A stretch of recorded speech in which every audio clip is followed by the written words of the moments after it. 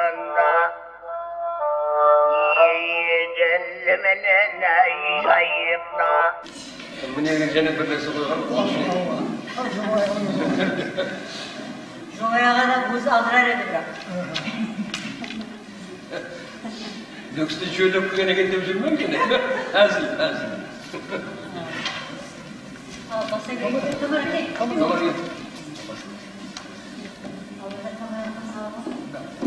Sonra degen bol alalım. Ana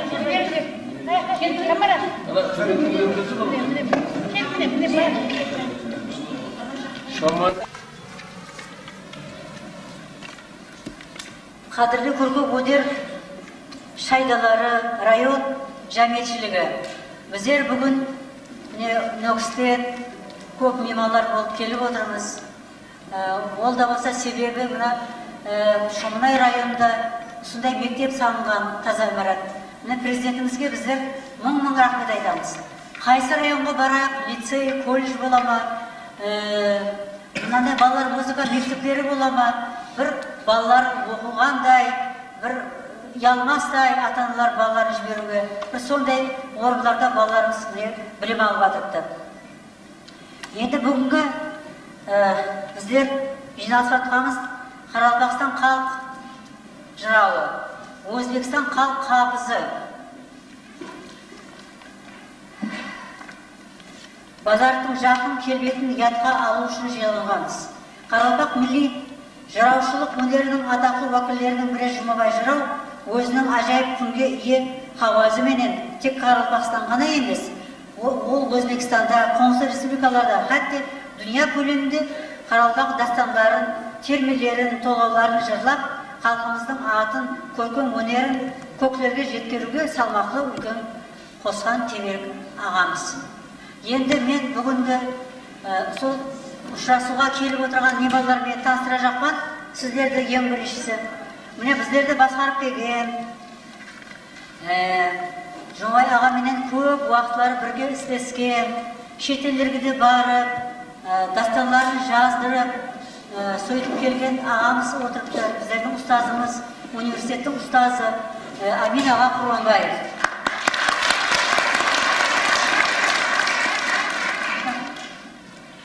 Дәулет брат, неге кел?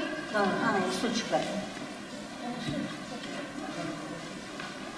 Соны айна алдына қоя ғой тамара, ар жағына, айна алдына. Айна алдына қой, ар жағына. Бердақ, филология ілімдерінің докторы, Бердақ атындағы Қарақалпақстан мемлекеттік сыйлығының лауреаты профессор Кеңесбай Аладергенов.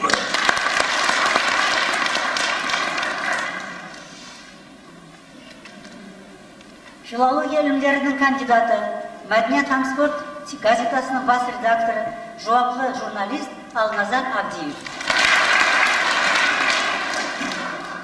Өзбекстан һәм Қарақалпақстан халық артисті, халқымыздың сүйіклі қосықшысы Бүлбүлі Гүлбашым Сырымбетова.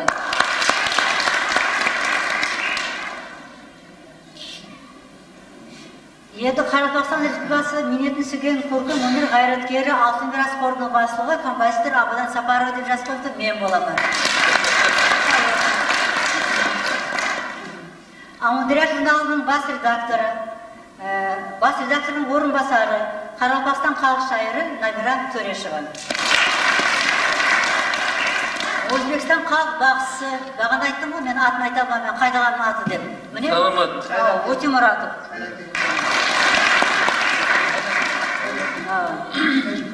Енді халқымызға белгілі шайыры қызларымыз бар. Неше кітаплары шыққан, көп қосықларының намалары дөретілген халқымыз жастан атқары жүріпті. Міне солардың бірі Мінайхан Жұманазарова, Даулетова, Ажмез атындағы Нөкіс мемлекеттік педагогика институтының доценті Дәулетмұрат Алланазаров.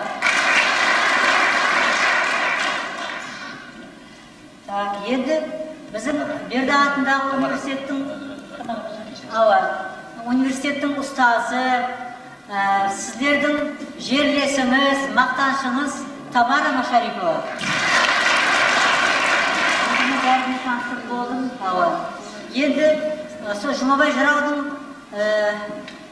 өмірбаянын айтып беру үшін Шоңай районының Қаял қыздар комитетінің басшылығы міне Розаға сөз береміз.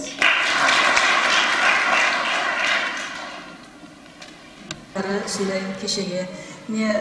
Сол біздің Шоңай районымызда бүгін жүдә бір қуанышлы күн болып атырды. Өткеннен біздің сол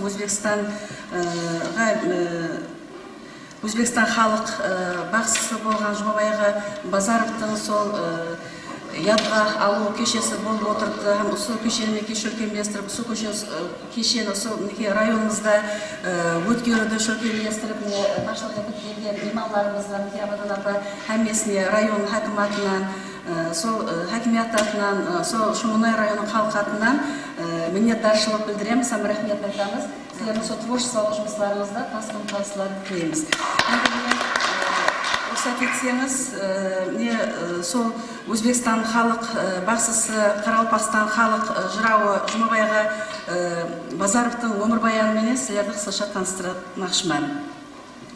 Өзбекстан халық бақсысы, Қарақалпақстан халық жырауы Жұмабай Базаров 1927 жылы Түркменстан Республикасы, қазіргі Көне-Үргенш районының Пақташы Дара Дихан қожалығының Қарақұшылы деген жерінде дүнияға келген. 30-шы жылдардан кейін күн көрісі төмендеген Базардың шаңарағы Қожелі районына қарасылы Сары Шүңгіл ауылық кеңесіне қарасылы Тамыр аяқтағы пионер колхозының Шомақ ауылына көшіп келді. 7 жасында Жұмабай Базаров Сары Шүңгілдегі Нариманов атындағы Қарақалпақ тілінде оқытылатұғын мектепке 1-ші классқа оқуға барды. Ол мектепте 7 жыл ілім алды. 1947 жылдың май айында әкесі Базар Жұмабайды алдына шақырып алып, оған Есемұрат жырауға шәкірт түсу үшін алып бармақшы екенін білдіріп, оны Есемұрат жырауға шәкіртлікке береді. 1950 жылы 6 январ күні Есемұрат жырау шәкіртті Жұмабай Базар ұлына ақ патиясын беріп, ақ жол тілеп шығарып салады. Жұмабай жырау ұстазынан үйренген дастанларды ядылап, той мерекелерді қыздырып жүргенде Шоманайдың жаңа ашылған жыллары районлық мәдениет бөлімінің басшылығы болып істеп атырған Еденбай Римов оны мәдениет бөлімінде өзі менен бірге істеуге мұрат етеді. Солай етіп Жұмабай жыраудың минет жолы Шоманай районлық мәдениет бөлімінде давам еттіріледі. Ол 1969 жылы еді. 70-ші жылдан басылап Жұмабай жырау Қарақалпақстан һәм Өзбекстан көлемінде өткеріліп атырған көплеген таңлау, жарыс, іліми әнжуманлар, фестивальлар, гастролларға қатынаса басылады. 1976 жылы Самарқандта, 1978 жылы Нөкісте өткерілген фольклорлық шығармаларды атқарушы бақсы жыраулардың жарысларына қатынасып жеңімпаз болды. Сол жылы Ташкентте Науаи атындағы театрда жырлады. 1980 жылы 12 сентябрьде Ташкентте өткерілген 3-ші бүткіл ауқымлық тюркологиялық конференцияға қатынасып, Қарақалпақ дастанларын жырлады. Америка құрама штатынан келген ілімпаз профессор Элза ханым Лаузе Тиртати конкурс уақытында Жұмабай жырау атқарған бірнеше дастанларын магнит лентасына жазып алып кетіп, өз еліне қойып берген. 1981 жылы Германияның Бонн университетінің профессоры Карл Райхл арнаулы түрде Қарақалпақстанға келіп, Жұмабай жыраудың бір қатар дастанларды жырлатып, үзінді жазып алып кеткен. 1983 жылы Жұмабай жырау Қашқадарияның Шахрисабз қаласында бақсы жыраулар жарысында жеңімпаз болып қайтты. 1984-1987 жылдары бірнеше мәрте Ташкент, Үргенш, Нөкіс қалаларында өткерілген бақсы жыраулар жарысына қатынасты. 1987 жылы Түркменстан һәм Өзбекстанның түстілік уалаятларында жайласқан шекара әскерлеріне жіберілген агитпойыз құрамында бір ай болып қайтты. Осы жылы жырауымыз 2-ші бүткіл ауқымлық фестивалға қатынасып 2-ші орынды иеледі. Диплом менен сыйлықланды. Сол жылы Жұмабай жырау Базаров Қарақалпақстан халық жырауы құрметлі атағын алуға месар болды. Жұмабай жырау 20 жылдан аслам Шоманай районлық мәдениет бөлімінде менен істеді. 1988 жылы оның 60 жасқа толған юбилейі январь айында салтанатлы жағдайда белгіленіп өтілді. 1989 жылы Жұмабай Жырау Базаров июнь айында Шомонай районлық мәдениет бөлімінің Гүлпа халық ансамблі менен Чехословакияға достық сапарда болып қайтты. Жұмабай Жырау Базаров 1993 жылы Москвада жоғары оқу орындарында оқып атырған студент жастардың Наурыз милли байрамына қатынасып, қобызда жыр толғап қайтты. Бұл хақында газеталарда жазылып шықты. 1994 жылы Түркменстан Республикасында ашық айдын бірге бағышланған іліми әмелі анжуманда біздің республикамыздан көркем өнер шеберлері менен бірге қатынасып қайтты. Сол жылы Алматы қаласында дастан жырлап қайтты. 1994 жылы май айында Алматы қаласында өткерілген Түркия халықлары музыкасының бірінші халық аралық симпозиумында қатынасып жоғары баға алды. Бұл хақында Еркін Қаралпақстан газетасының 1994 жылы 3 июльдағы номері 175/16411 санында Алматыдағы 6 күн деген мақала басылып шықты. 1996 жылы Бонн университетінің профессоры Карл Райхелдің шақырығы менен Германияда болып қайтты. Жұмабай Жырау Дағыстанда өткерілген декадаға қатынасып, дастанлардан үзінділер жырлады. 1999 жылы 12-14 май күндері Сурхандарияда Алпамыс дастанының дүретілгеніне 1000 жыл толуына байланысты өткерілген салтанатлы юбилейде қатынасқан Жұмабай Жырау баласы Тобаназар менен дастан жырлады. Бұл анжуманға Өзбекстан Республикасы президенті Ислам Абдуғаниевич Каримов қатынасты. Ертеңіне Алпамыс дастанын жыралаушы бақсы жыраулардың халық аралық фестивалы өткерілді. Фестивалда Жұмабай Жырау Базаров бірінші орынды жеңіп алуға миясар болды. Жұмабай Жырау Базаровтың халық үшін істелген қызметлері жоғары бағаланды. Оған 2000 жылы 14 март күні Өзбекстан халық бақсысы құрметлі атағы берілді. Жұмабай Жырау Базаров 2006 жылы 8 июнь күні 79 жасында дүниядан өтті. Жұмабай Жырау Базаров Есемұрат Жырау Нұрабыллаев ұстазынан 3 дастан яд еткен Шарияр, Қобылан, Едіге, Орманбет би, Толғауы һәм ата дәркар жігітке андай әлле мұнда бар, не жаман термелері қазіргі күнде радио, телевидение архивлерінде сақланбақта.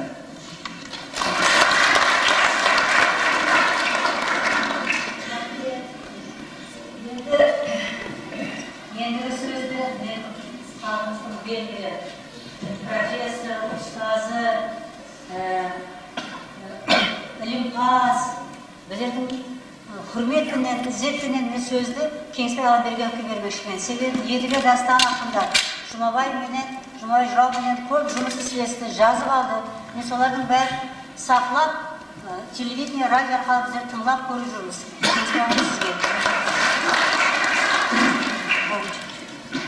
Талаба жастары енді бүгін театрлы жолда күн бұлтласып, жауынып себелеп, бір мүлдірмама шаға-жағам қиял болып тұрды.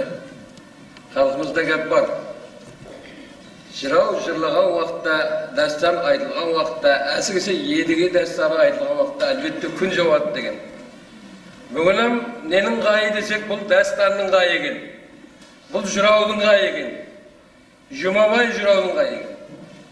Өзі нама, сөз, бүткіл әлемменен, табиатменен, әтті космоспенен, кайнотменен ұйғыласатын бір өнер бұл. Бүткіл дүнияның әмме гаммасын жинайтын.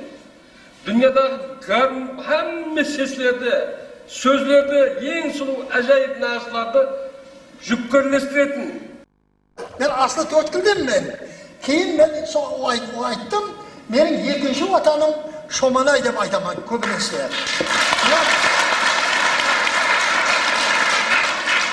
Дихановат колхозында азырғы, мына Гагаринда juda hozir ham qatnashib atgan nelerimiz mening juda ko'p. Birga ishlashgan shu yerda ne'mat jasovchi yo'ldoshlarimiz juda ne bo'lib qolganmiz, ashla bo'lib qolganmiz.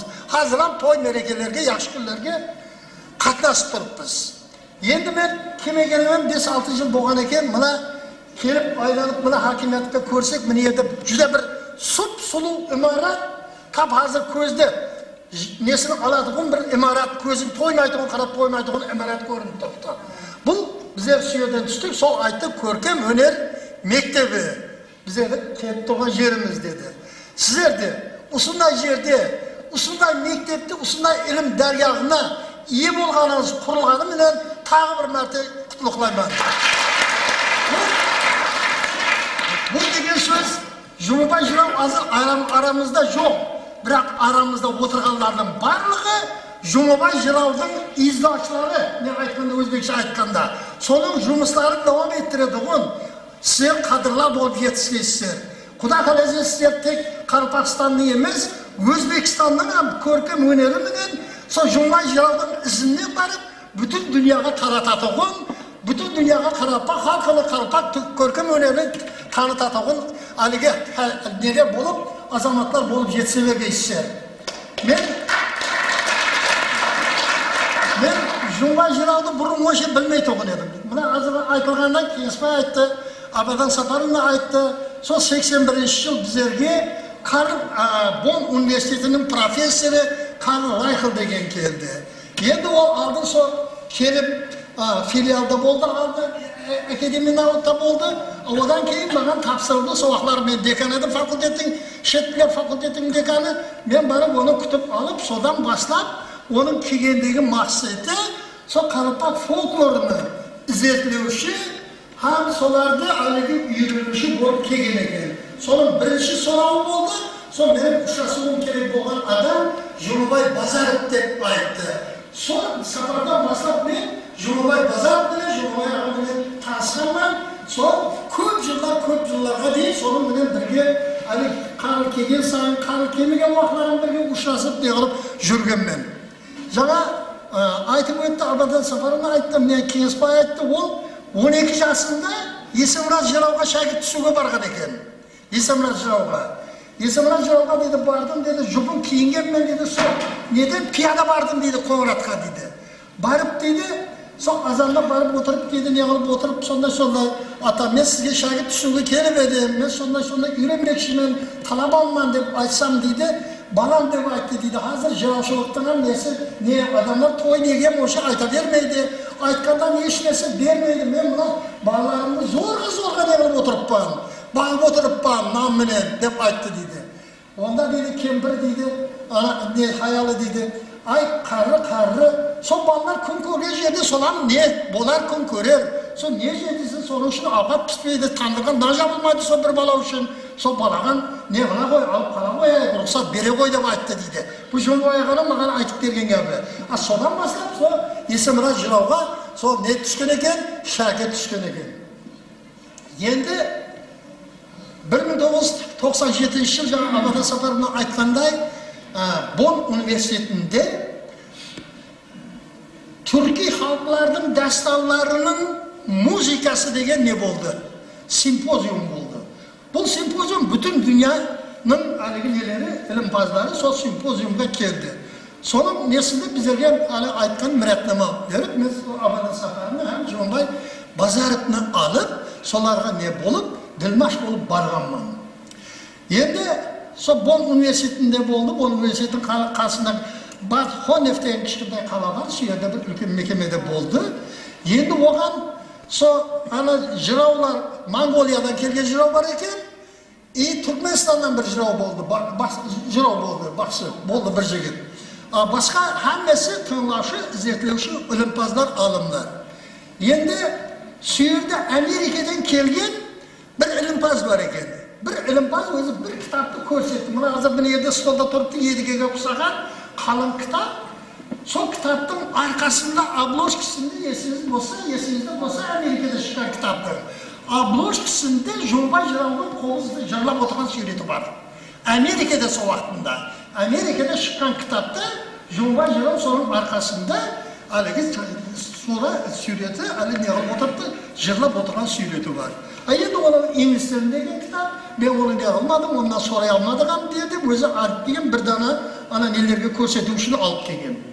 Енді бірінші болып Жоңбай жырауға сөз берілді, сол басылады мені. Енді басылағанда есіңізде болса керек, Шоманай деген қосық бар еді, білесіз бе Шоманай деген қосық? Шоманай деген қосықты соның менен басылады. Енді мен Шоманай деген қосықтың ол айтып тұрыпты, мен іркілген уақытында соның мәнісіні немістерге не алып беремен, түсіндіріп беремен. Мына енді олар сондай сөздер бар, Хиуа Гремін де, Тап Бейіште деген жерлері бар. Соларды мен жақсылап не әммесінің аузы ашылып қалды. Бұл қандай жер екен Шоманай?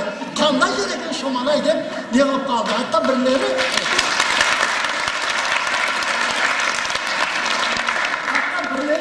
көрсек екен, біздерді бір шақырмас па екен істерді, маған кейін айтқанлары болды. Сол Шоманайды көрсек екен біздерді айтқаны болды. Сол ол бірінші болып не қылды, кейін дәсталардан neler üzündüler aytıp berdi, ne kaldı suyerde 3 jıravan her kaysi özünün nesinin önerini körsetti. Suyerdeki simpoziyumda en ülken neni algan, birleşilikte algan bizim aksakalımız Joğbay Bazarıp oldu. Odan keyin Bazarıp'ta sonunda bir ne var edi, kasiyet var edi. Son bizlerde son kaladan, bon kalasından 300 kilometre alışta turadığın Heidelberg degen kala var, juda körkem kala, soğuk kala, Beyişte. Sonun bir profesörü Walter degen üyüne mürat etti. Onlar bizim profesörün jorası eken, men dostumum söydüm, енді машинdan мінгізер уақытында айтты. Сол маған енді айтады, мен не аламын, әмин деді, маған айтты. Сол мына не деді, жырау деді, менің үйіме барып, менің бала-шағама бір хаялыма жырлап бермес ме екен, ана несini алып жүрмес ме екен деді, қобызыны деді. Men ayttım derim, ayttım avari maşinamın mesleğim olur ne yapıp, o Joğbay ayttım, oğa bəribirdi, kayakta bolsam, ne bolsam jırlay veremen. O ben tamam dedim, maşında jırladıysa maşında, yolda jırladıysa yolda dep sonday dedi. Endi sonda төртеуміз ketip baratırmız. Ya jigittin maşinada. Bir aytayım men. Şu vaqtda Jo'bayga aytdim, meni alып ketsen bo'ldi, bәрібір o'tirsin bo'l dedi. Biroqlar men 300 kilometr qo'yaman ağa dedim. Alыс ғой, men barmayman demayman be. Biroqlar ha, qidırıp berlese ama nemisini uyum göresem deyip. Neler keldi, konaklar keldi, konaklar kelgenden keyin tagı so ne kıldı, baslap, jırlap basladı. Aksakal endi jırlaganda sonda endi hemme kelgen konaklar ağzını açıp kaldı o. Hemme bu qanday bir mo'jiza bu dedi bu. Bunday yeri ko'rmaganmiz biz dedi. Agar ne bo'lmasa irkilmay ne qilaveradi, aytaveradi. Endi ana bir ne uchun aytayın? Kulturni qildi. Ular da mesela kelgan qonaqlarda ovqatga chaqirmaydi. Ovqatdan keyin keldi, hammasi endi ovqat yeb keldi. Biroq ananda patnosda har turli ishimlikni ne qilib yuradi? Olib har kuni olib kiradi. Astag'firullah bor. Kim har kim xalaganini aytadi, manadan ne qil deydi? Manadan qo'y deydi, manadan qo'y deydi. Sonda Tirvesin bir şey aytar, cay cennete basın. Emincan dedi. Bunun bak aşılağı yok peki dedi.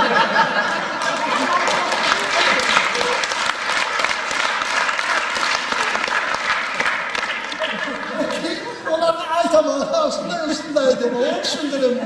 Onlar da neyse 40 gramlık. O benim buna mutluluğum üstünlük benim dedi.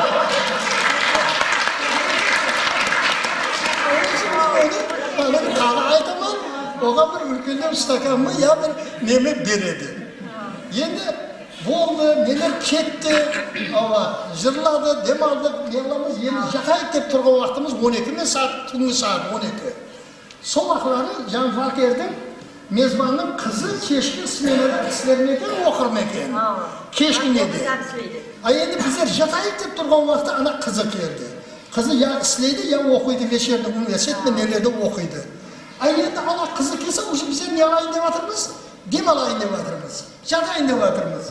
Endi anacığım tağı kızı xafa boladığım boldu. Son şeyleri men tanımapman, men körmepmen. Ana jıravdım, jırlaganımda. Son şeyden kelip dep ne oldu? Keyin bana tağı Walter aytdı. Сол деді, мына менің қызым деді, өкпелеп жатыр. Мен кеш келіп қалыппын, ояқта жұмыстан шығып келді. Екінші сменда істейді. Бір неғылып бермесін екен, бір-екі ауыз не деп айтты. Енді мен айттым, бәрін айттым. Ой, түніменен жылады, сеп жылай береді ғой. Ешқандай оған не жоқ ауа. Оған жалбарып неғылып өтіш қылып отырмайсың. Мына деді, қызы қазір келіп қалды жұмбайға. Соған бір-екі ауыз неғылып берін, жырлап берін дегеннен кейін дәрі алды да уже неғылып кетті, жырлап кетті. Там болды дегенше тағы бір сағат, 2 сағат неғылды ғой. 1 сағат, 2 сағат жаңағы қыз үшін жырлады. Бұл айтаман бұндай адамларға ол әлгі неғылып отырып өтініш қылу, ана ғылым неғылу шарт емес. Келіп неғылсаң болды. Ол бір адам ма, көп адам ма, миллион адам ма неғыла береді, айта береді. Енді жүдә әлгі сол саяхатымыз неміз жүдә яқшы болды, кеңілі болды. Ол кейін Бон университетінің үлкен залы бар екен, сол залда біздерді сол барлық үшленен бақшынан әлгі жыраудан әлгі жырлатып оларды неге алды? Радиоға алды, телевизорға емес, радиоға алды. Жүдә яқшы кеңілі болды.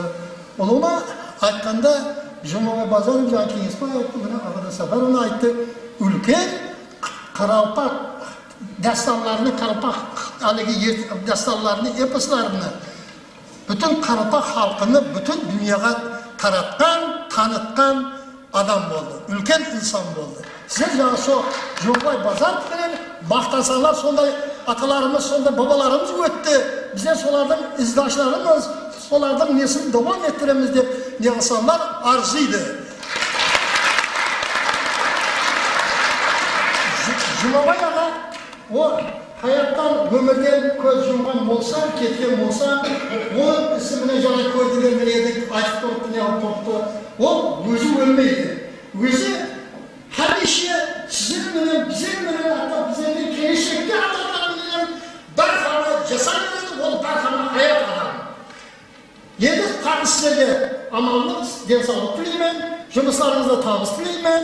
Сол мына Шоманай бұдан Жұмабай ағаның айтқанда тағы өрлей берсін. Тағы әрбір кедерімізде осындай жаңалықтардың үстіне шыға бергеніміз. Халқына амандық тілеймін, ауызбіршілік тілеймін. Сол үлкен-үлкен табыстарға ерісе беріңдер.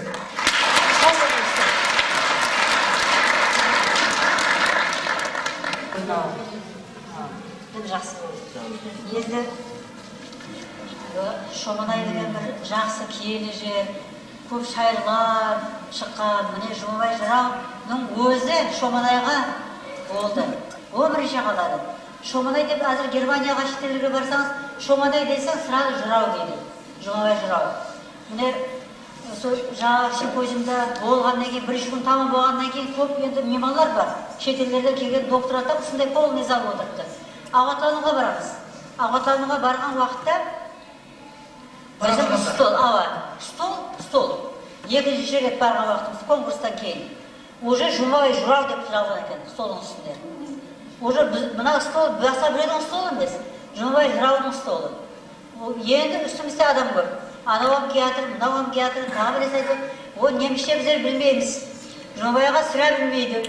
Мына Амидағадан өтініш етеміз, ал бір біздерге бір переводлап берің деп. Жақсы сөздерін біздерге айтты. Енді ол мүмкін емес. Енді бір қызықлы тағы бір жері, самолетқа міндіп Ташкентте, сөйтіп кетіп баратырмыз. Самолетқа барсақ, біздерге сондай жақсы орыннан әперген билет. Біздердің қасымызда біздер бармыз, бір 2 адам бар, болғанды, басасының бәрі ұстой, қалған жағылардың бәрі алды, самолеттің арты тығып тұрыпты адамдар, тек біздерге. Ең қымбатты орын біздерге әперген екен. Соны қабіледім. Енді жаңағы ағат әкеледі, алды бұрын напитка әкеледі, ондан кейін ыс-сауғат әкеледі. Ол тарелкілері жаңағы әзіргі мынада кішкене тарелкіміз, мынада үлкен тарелкімен әкеледі, ағаттардың бәрі. Енді вино, арақ әкелдірді. Мен отырмын, енді Жұмабай аға не қылар екен деп. Бір уақытлар, ал бұл не бұл деді. Мен айттым, вино, арақ, сондай заттар бар екен, сол ішесіз бе деп әкеп отырыпты деді. Сөйтіп бір уақытлар бұл қайсыны ішеміз деп. Мен Аминаға қайсыны ішейік дедім. Аминаға айтты, қызыл вино болады ғой біздерге деді. Сөйтіп сонымен қызыл винодан күйдіріп үшеуміз іштік. Жұмабай аға ташады. Аминаға азғасы ішті, біздікі еле тұрыпты. сөйтіп бір сағаттай ұшқаннан кейін алдымызда телевизор, радио, не көремін десем бәрі бар самолеттің ішінде. Бірақлар деп жіберіп ұйықтап жатыр мен. Мен не жұмай аға дедім. Мынауыңды ішпейсің бе дедім. Мен айттым, яқ аға дедім, сізге қойып едім дедім. Онда қойсайшы нерге дедім. Сөйтіп ішіп жіберіп тұрып, мынандай стаканларын сөйтіп бір ай ұйқыға ташады, 6 сағатта келдім. Сондай қызықлы бір жақсы адам еді. Енді біз сөйлесіп, етіп отырсақ, Сурхандарияға, Самарқандқа, Хиуаға жарыстарға барамыз. Енді Алпамыс дастанының 1000 жылдығы болайын деп жатырыпты. Сөйтіп, Жұмабайға шақырттырдым. Енді қайғақ баса-басып отырыпты. Бір Алпамыс дастанды алып, көп жақсы жырауларға бөлісіп бердім. Жұмабайға дедім, мына Алпамыс дастанының бір жерін сен айтып беруің керек. Ертең Сурхандарияға баратырмыз дедім. Қарағым деді, Алпамыс дастанын онша жақсы көрмеймін деді. Мен айттым, маған жақсы көресем бе, көрмесем, онымен жұмысым жоқ дедім. Қатынасасаң, барасаң, бір аптадан кейін үйреніп келесем деді. Бір аптадан кейін министрдің басшылығында тыңлап жатырмыз ілімпаздардың. Енді ол мүмкін емес. Сондай етіп жырлап берді. Сөйтіп Сурхандарияға барған уақытында бірінші орынды алды. Бір 5 күннен кейін президенттің пәрманы шығып тұрыпты. Жұмабай жырау, базар, Өзбекстан халық қабызы деген. Соны ескеннен бір 5-6 күн өткеннен кейін кеп тұрыпты. Қарағым деді, қолыңды жай деді, пәте беремен деді. Мен де жаман көретін едім ғой дедім Алпамысты. Яқ дедім, енді Алпамысты жақсы көремін. Сондай міне бір сөйлесуге де, бір адамгершілігі зор, сондай бір жақсы адам еді. Мысалы, осы жерден Нөкістен автобусқа мініп, жоғары кеңесі оқытар таза автобус береді. 25 адам баратырмыз. Қаршыға келдік, енді демалайық дедік, шаршадық. Бір шайбай ішіп алсын деп нетсек, бірақтан Шайбай Пайзулаева қызымыз қасына келіп отырып айттық. Жұмабайға деді, еште сұрамайсың, я су сұрамайсың, я шай сұрамайсың, я далаға шығырмын деп айтпайсың десе болады, шырағым деді. Осы жасқа келіп, енді кімнің алдында сұрап тұрамын. Ал мен бір не дейді, қыз апамды айтып еді, ұзатып қойып баба сияққа дейді. Ондан да үндемей ғана отырғаным жақсы. Міне бір сондай сөздер бар еді, бір айтып отырсаң, өзіңе бір қызық, сондай бір жақсы қадам. Енді Шоманайдың топырағы бір киелі топырақ деп жаңа бағана бастап кетіріп едім. Шоманай топырағына жаралған, Қарақалпақстан халық шайыры, Аңлылар журналының бас редакторының орынбасары, сүйікті шайырымыз Набира Төрешова сөз бермекшімін.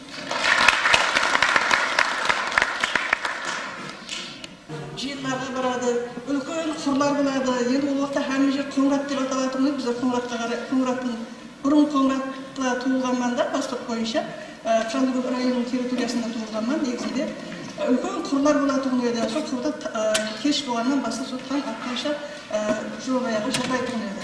Мен сол жырлағанлардың талай буасы болғаннан кішкентай болсам да есімде қалған. Оның yoshib жырлағанлары Мәспатша Жұмабайға сондай бір минетлерін hürmetlер, ел халқы сыйлап, президентimiz сірә сыйлап атырып деп жаңа айтып атырыпты, міне естіп атырыз халық хабысы, Өзбекстан халық хабысы атағын берді. Міне сіздер де сыйлап, атын мәңгілестіріп атырған екенсіздер. Һәммеңізге, хакимиятыңызға, басшыларыңызға, қосшыларыңызға, ел халқымыздың һәммеңізге мен шын жүрегімнен рахмет айтамын.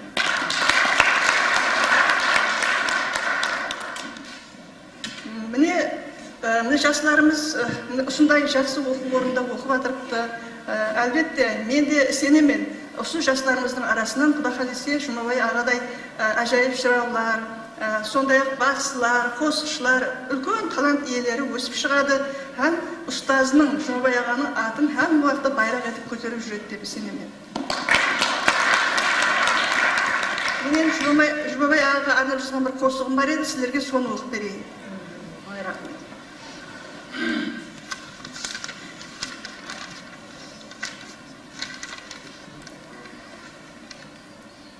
Жұмабай Базаровтың естелігіне ағамсам, Қорқыт ата қолларынан жаралған, түркилерге мирас болып таралған, Қарақалпақтың жүрегінен нәр алған, қобызыңа жан бітірген ағамсам, қарларына тиек етіп өтмішті, ата бабам еткен ерлік көп істі, тарих етіп небір қалды жүрісті, дәстарларға сыр шеткізген ағамсам, Қарақалпақтың неше ғасырлық жолдасы, жүгін жолда қалдырмаған қолдасы, кеуіліндегі тасқын арман арнасы, тіллерінде дария болған ағамсан.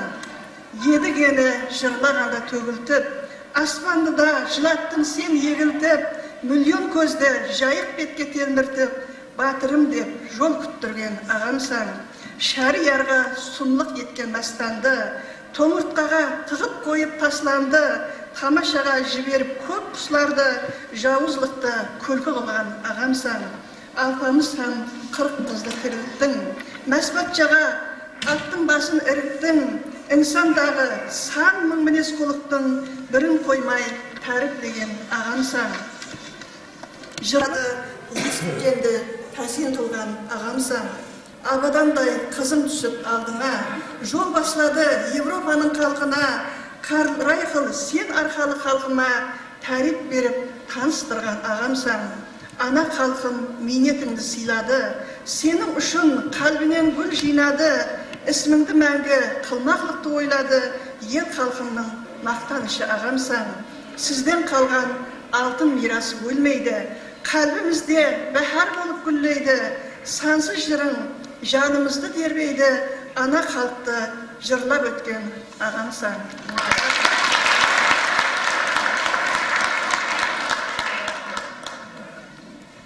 Набира, рахмет. Жұмыстарда табыстар, творчествалық табыстар бола берсін. Енді Жырау ағамыздың дүрітушілігі хақында ғалама құралдар, газеталар, журналдар, радио, телевидение өздеріңіз білесіз. Әсіресе Жұмабай ағаның көп жыраулардың дастанлары жазылмай қалды. Енді тек радио арқылы кассеталар болса, міне Жұмабай ағамыз бір бақытты инсан екен. Ол кісінің айтылған дастанлары телевидение арқылы біз көріп тұрамыз. Әсіресе жас үлкен апаларымыз, ағаларымыз әзірінде жастарға қызықтын батырыпты.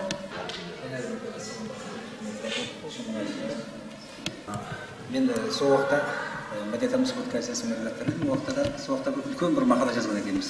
Маң басқан дастанда бар ғой, төрт аяқ тең басқан деп сондай қылып жазып, үлкен барлық мысалы бағанағы Розаның айтқандарының барлығы да біздің газетте сол жарияланған. Өміріне Розаның баянатынан тыңдадыңыз ғой. Мен бағана кеше сияқты келудің алдын түнде және мәртебе газетте оқып шықтым. Қарасам үлкен бір дүние екен ол кісі. Енді бұл жырау бір Қарақалпақтың бір өз алдына көркем өнері. Барлық халықта жоқ бұл жыраушылық. Қарақалпаққа бір тән көркем өнердің бір түрі да. Жырау Қарақалпақтарда бұрыннан болған, жаңағы Қорқыт Атадан басталады. Қорқыт Ата жыраулардың түрі деп айтылады. Одан кейін Мүйтен жырау, Асан Қайғам жырау, Доспанбет жырау дейді, Қазтуған жырау дейді. Бері келе өг жыраулар бар. Жаңағы Жұмабай жырау Базаровтың ұстазы Есемұрат жырау, Қоңыратта Карам жырау көп, Палегей жырау дейді. Қарақалпақта жырау көп. Бірақ бұның Жұмабай Базаровтың бақыты кейінгі уақытта шығармалары магнит ленталарына жазылып қалуында. Бұның бақыты ең кейін шығуында. Алтын жыраулардың бәрі бұндай техника раужданған уақытында болмаған үшінде көпшілігі ілімбаздарымыз ауызекі жазып алған, Беляевтар, Дибаевтар, Басқаковтар, Милоранский, Малов дейді, басқалардың барлығы, Шамшет Қожаниязов дегендер бар, Нәжім Дауғараевтар, Асанбековтар барлығы жазып алған. Олар ылғау намасын үйренген екен. Одан кейін Сыбай намасын, және Қайраттың және біреу қандай еді? Және бір наманы үйренген, сол төрт түрлі қылып, төрт ұрғақта, төрт намада айтуға күші жететұғын талантлы. Енді ар жағынан бәрібірді тума талант. Жұмабай Базаров тума талант болған. Енді және бір біздің неде Тобазар директор, басқа көркем өнердің барлығы шайдалары көркем өнерге байланысты мәдениеттің қызметкерлері отыр ғой, әмесі жақсы сөйлі. Мына балаларымыз кішкентайынан бастап келіп оқып жатырды ғой. Жұмабай Базаров бағана айтты, 12 жасында барған болса, 1927 жылы туылған болса, 39-40-қа дейін Есемұрат жырауының қолында тәрбиеленген. Ал енді есаплай бер, 11 жыл, 12 жыл. Соң ізінде жүріп, ақырында да сондай болып үйренбесе, сондай қылып оған жүру үшін сенде талант, соған да қызықшылық болмаса, Есмұраттың ізінде еріп жүре бересің бе?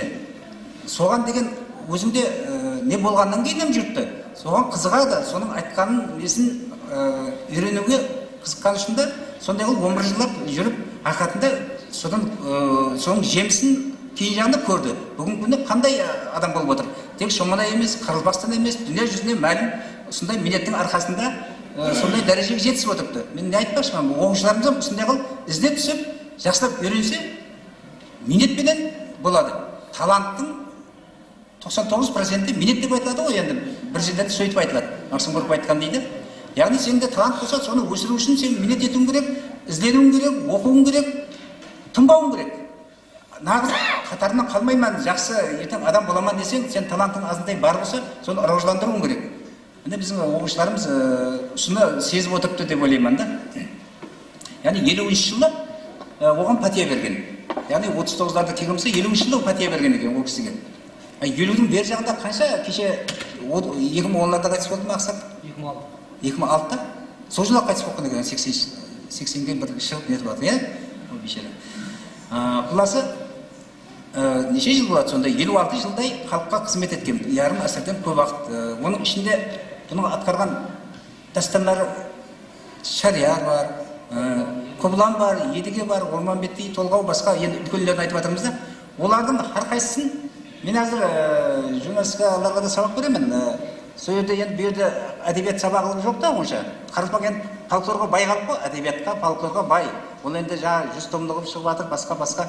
Ол енді айта берсең көп, олардың барлығына бізде уақыт жоқ бұл жерде айтып отыруға. Ең құрғанда бір дастанды білім деймін мен, оларға айтамын да, студенттерге. Бір дастанды білім. Әрқайсысын ізбез үйретіп кетпін. Әжезден бір еп қосып, бердақтан еп қосып, енді басқаларын көбірек оқысаң оқи бер. Бірақ ең құрғанда екеуін ятаттырып атпан да. Сондай қылып дастандардан неттім, оқыттырдым. Dastandı оқығанда біреулер ой мұғалім бірақ енді дастан қалай оқимыз көп қой тағы басқа деп отырды. Бірақ кейін кіріп кеткеннен кейін ол кейін мазмұнларын айттырамын, қайелдерден хадистерден сұраймын, аны оқыды ма оқымады ма деп. Оқып болғаннан кейін жүзі жақсы екен ғой дейді. Бірақ енді соны бәрібір ансат емес ол көп уақыт алады оқу. Енді ұшылардың барлығын Жұмабай Базар тек оқу емес, оқудың өзіне азы қиналып отырыпты деп айтпақшымын да, бұл жерде не айтпақшымын. Жұмабай Базар барлығын ядылаған. Олардың әрқайсысы 8 мың, 10 мың қос қатарынан ібіреді.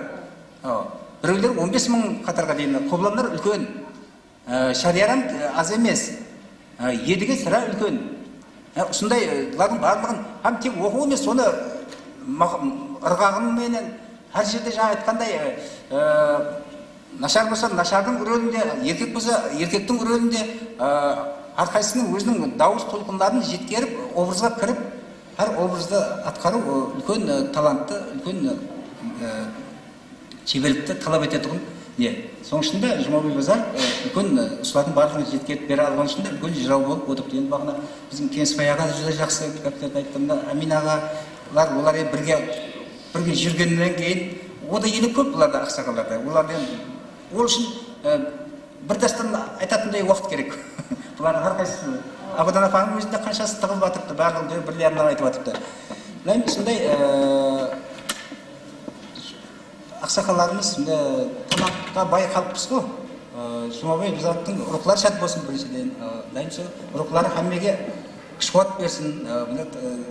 Өзінің ізін басып кетірген жас жеткеншектерге мәдет болсын. Солардың әм уақытта халқымыз аманшылық, осындай тойларды кездесе бергеніміз, шомалайға, сондай қуаныштарға келгеніміз.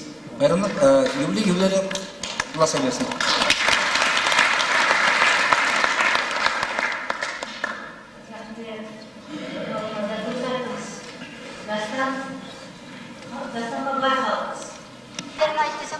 Айтып кете береді. Біздер жаңа кеште азында не жегенімізді ұмытамыз. Ол болар болса, не айтты, не қойды бәрін біледі. Міне сондай бір күшлі қабілетлі не дейді? Қабілетті не дейді? Ядлағыш, сондай ауа, қатып құлақ болған. Міне сондай адамдар. Ендігі сөзді мен, бермекшімен, біздің Өзбекстан халық бақсысы Сазенде Өтемұратов біздің қайнаға деп айта берейін.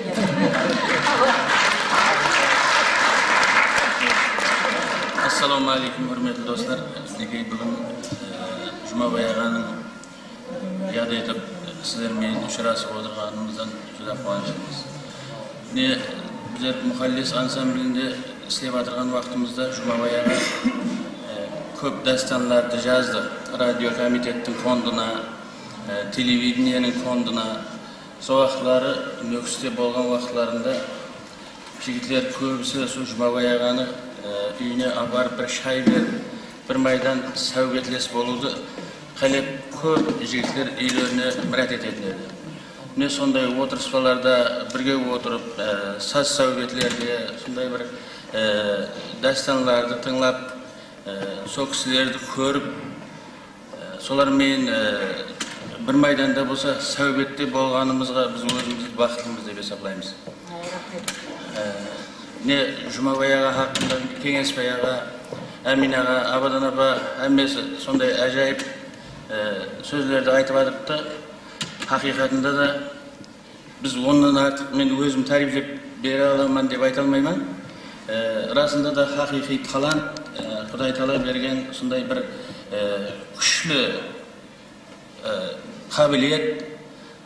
Бұл Жұмабай ағамызды осындай үлкен hürmetli adam bolluğuna sebep olan şehir de böyleyim. Qaretsizligimizin şarafatı menen jırauşuluk öneri жоғалып бара тұрған жерінен қайта тікленіп, қазіргі уақытларын жас жырауларды көріп атырсыздар. Жас жырауларымыздың алды Қарақалпақстан халық жырауы болды бақ берген сынды. Ондан кейін Жәнібек Пиязов Нахал сыйлығының лауреаты болды. Саламат Аяқовты білесіздер, келешек ауазы бар ма? Ол да Нахал сыйлығын алуға өзінің несін ұсынып қойыпты, өзінің ісмін. Құда қалесе оғанда нәсіп етеді деп ойлаймыз. Hem ondan кейін қазіргі уақытлар Нөкіс Мәдениет һәм көркем өнер колледжінде де оқып отырған жас кішкентай жырау балаларымызды көріп, расында да мына қаретсіздігімізге шүкір, қаретсіздіктің арқасында біз миллетімізді айтып мақтану имканиятына ие болдық. Бұрын мен пәленшемен десе, бұл миллетшіл деп айтылады. Енді қазіргі уақытта біз Қарақалпақпыз деп дүнияға жар салсаң хақың бар. Неге десең, өз миллетіңді мақтаныш ету, өзлігіңді білу, бұл президентіміз тарапынан, ұлыма сиясатымыз тарапынан жүдә кең мақұлданып, һәм бұл расында да әркім өзінің миллетін мақтаныш ету құқығына ие болды. Не себеппенен мына таза імарат салынды, імаратыңыз оң болсын. Бұндай музыка мектеплері әзір президентіміз несіменен, тәшәббісіменен әмме жерлерге құрылып атырыпты. Осындай таза мектептің біреу Шоманай районына да нәсіп еткенде жүдә қуаныштымыз. Тоба назарға да біз келешекте үлкен табыстар тілейміз. Жәмәатіне де, бүгінгі келген меймандардың әммесінің атынан Жұмабай ағаның жатқан жері жайлы болсын дейміз. Рухы шат болып отырған шығар. Әммелеріңізге бекемден саулық, табыстар тілеймін. Жақсы кейіпетті отырыппыз. Атабада ғап бар бұл жақсының жақсысына ұртасын деп. Бүгін міне Жұмабай ағаны еслеп, Жұмабай жүрі базарыпты. Оның ел атына, туылған жеріне келіп отырмыз. Шынында да әммен өзінің сондай батырларын, шайырларын, жырау бақсыларын сыйлаған, hürmetlеген ел, бақытлы ел болады бір деген қалықта гәп бар. Сіздер сол Жұмабай аға мен бізден бірінші сөйлеген адамдарға айтып атырыпты. Сондай перзенті бар елдер бақытлы болады, бақытлысыз деп айтар едім. Менің бір өзім сол Жұмабай аға менен тікелей бір сапарларда болған мен азырақ айтып бермекші. Мен 91 жылы Профсоюз жұмысы газетасында жұмыс істеп отырған дәуірімде Қараөзекке Қабақлатаның басына баруға тура келді. Жаңағы жиен жыраудың бір юбилейіне байланысты. Сол уақытта мен Жұмабай ағаменен бір күн, екі күн давамында бірге жүру бақытына миясар болдым. Сол бірінші күні барып Қараөзектің Қараөзек совхозында соманда кеште күтіп соманда болдық. Bu yerде де сол жыраудың сондай дәрежеде бір апуайлығы, оның бір сондай жырлаған уақытында бір арқаланып кететұғылығы, соларды көріп, сондай бір замаллас болғаныма, сондай жырауды бір естіп отырғаныма, сол уақытта менің өзімді жүдә бақтияр сезінген едім. Һәм сол сапардан кейін мен басқан іздерімді тауып айлап деген профсоюз тұрмысында мақала жазып, Жұмабай ағаға айрықша тоқталып өттім. Бұндан кейін және бір Абыдын апа, Жұмабай жырау деген уақытта Абыдын апаны айтпай кете алмаймыз. Сол Германия сапарынан кейін Абыдын апамен мен тағына байланыста болып тұратығын едім, өзіме уақытта радиода істеп жатырып едім. Мирас деген естіру таярлай тұрып едім, мен айттым, Абыдын апа, сондай Германияға барып қайтыпсызлар, бір Жұмабай ағадан бір интервью алсам, соны көрместіріп бере аласыз ба, енді ол шомалайым ұзақ жол аға келе ала ма деп айттым. Абыдын апа айтты, гәп жоқ деді, ол дәру не қыламыз деп. Сөйтіп Абыдын апа екеуінен радиода интервью алдым, сөйтіп Мирас естіруін таярладым. Бұнда Жұмабай ағаның бір гәпімен ядымда қалған, сол жырлап атырман, дастарларды жырлап атырман, сол уақытта қарасам неміс жылап отыр дейді, немістен жылайды екен дейді, сөйледі. Сол гәпін сол тұрсында өзгертпестен сол Қарақалпақстан радиосының Мирас естіруінде берді. Онан кейін 94 жылы бір Кенемехлі қызымыз Нұргүл Базарбаева сол Қарақалпақстанға мінеті сіңген қызмет көрсеткен артистка атағын алды. Сол уақытында бәріміз бір елден іштің жетейік деп Абыдын апа барып қайтайық деп, сол бір азамат бір жігітлерін қоллап қуатлауыменен Жұмабай ағаны алды. Абыдын апа кейінен Меңлібай бақсы бар еді, тие берсін, екеуімен не болып кетті. Кейінен дүркуші қыздарына Шарым Файзылаева, мен, Абыдын апа, басқа да бір спортсмен жігітлер болды. Сөйтіп барып қайттық. Сол сапары енді бір 3-4 күнде қайттық. Сол Кенемақтағы енді Қарақалпақларымыз жүдә бір енді бәрі-бір әркім өзінің мәдениетіне, өзінің несінің халқының, өзінің бір әдебиетіне, олар шөлдеп жасайды көркем өнеріне. Сол сапар барғанымызда сол Абыдын апа бәріміз сол күнде бір азанда түсте кеште жаңағыдай шақырады. Әуел бір театрда ұшырасу болып болғаннан кейін барлығы жаңағыдай жырау тыңдауға, бақсы тыңдауға қызығатты адамдар. Сол отырып, сол уақытында бір таң атқанға шекем, сол Жұмабай ағаның едігені жырлап, сол уақытта жауын жауғанның Абыдын апа бұғасы болғанбыз, едіге дастаны жырлаған уақытында. Сол жүдә бір афуайы, бір нағыз бір Қарақалпақтың барлық мінездері бойына жәмленген адам еді. Мен жаңағыдай, еркек адамдардың көпшілігі ішуге сәл мелеу болады ғой. Абыдын апаның жаңағы ішкен, Абыдын апа көже жақтырмайды. Ішкен кәлемет деген бір бұзып алама деп ойлайтын шығар. Сол бір қызық уақияны айтып бермекшімін бұл жерде. Сөйтіп ішкісі келсе Жұмабай аға, ал Абыдын дейді, соңында Абыдын апа қозғалып, яқшы онда пәленше кетіп. Сол бір уақылары енді тоқтан құрабам қалды, ойша құйылмай, әңгіме араласып кетті, не қалды. Абыдын апа бір жұмыспенен бір шамалып шығып кетті. Енді қасында отырған жігіттер енді ақсақалды несінің жағдайын біледі. Сол дәру құйып, ішіп жатыр, Абыдын апа дәру кеп қалды. Сөйтіп айтады, ішіп жатыр, перденің артына деп ішіп жатырды да. Сөйтіп ана қауымның қарашын деп адам кеп қалған жоқ па деді. Сондай дәрежеде бір немес, сол не қылған сайын бір өзгешеленіп айтады да жаңағыдай. Бір кетті энергия алып нетіп, сол сапарларда бірге болып 4 күн давамында сол халықтың сондай Жұмабай ағаға деген құрметінің күшейгендігін көрдік. Ол сапардан кейін келіп, мен мақала жаздым, онда да сосын іргелес елдегі туыс қалаларда ямаса баршылар жатып кетсе деген кеше соны соңғы ажаға деген кітабыма кіргіздім сол мақаланы. Сол мақаланың ішінде де Жұмабай аға hakkında бір жылы жүрек сөздерім бар. Енді кеше сол Абыдын апам рет еткен уақытында болам, мен жырау емеспен, бақсы емеспен, неғыламан деп ойланып тұрдым. Сөйтіп айттым, ау мен бірге сапарларда болдым. Ақсақалдың бір үрейі бар, несі бар, қой барайын деп сөйтіп шықтым да, шынында да бір жақсы адамдармен сәубетлес болу, жақсы адамдармен бірге жүру, әсіресе сондай жырау құрметлі ағамызбенен жүру менің үшін бір өзімнің ең бір бақытлы сол уақытлар күндерім болды десем жаңылыспаймын. Енді жаңа Абыдын апа шайыр деп сөз берді. Енді сол Жұмабай ағаменен Кенемек сапарына барған уақытта туылған бір қосығым бар еді, Қарақалпақпан деген. Сол қосықты неғып бере қояйын. Ұлы Туран жұрты әйем Түркістан, маңлайыма біткен әзели бастан, тарихым тарифы мың жылдық дастан, мен сахра ел Қарақалпақпан. Арал болып еміріп әму сырымды, мақан етіп ойы менен қырымды, яттан тоқып дастанымды жырымды, сөйлесем шежіре Қарақалпақпан. Ферғанада Қарақалпақ даласы, Самарқан Бұхарда көзім қарасы, қай жерде қалмады кеулім қаласы, дүнияны жайлаған Қарақалпақпан. Ұлы қызым теңдей атқа мінеді, қайда барсам жаулап алғым келеді, бұл қорлыққа қайсы жұртта көнеді, толысы шайпалған Қарақалпақпан. Еділ жайық болса дағы қолайлы, әмір сайлап сыйласа да ноғайлы, сағынып мен әму суын алайлы, шөлгесек бір тартқан Қарақалпақпан.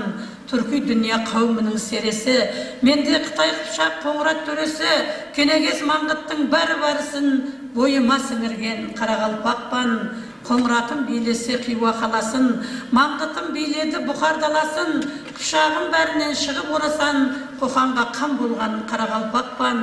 Мен қызыңман тарихыңды сөзлеген, жоқшы болып тарихыңды іздеген, айланып кетейін қарар көзгенем, мен Қарақалпақпан, мен Қарақалпақпан. Рахмет. Баяғы hakkında көп жақсы сөздер айтылып жатыр енді үлкен ағалардан, апалардан артық айта алмаймыз. Мен енді баяға мен тікелей бір жақын қатынаста болмадым. Бірақ ойлап отырман да, Қарақалпақ халқы деген кеше 80 жылдары 1 миллионға жетіп, миллионбай деп азаматқа ат қойып, кішкентай ғана халықпызда, саны аз. Бірақ сол кішкентай саны халықтың сондай үлкен ұлы атақты ұлылары бар.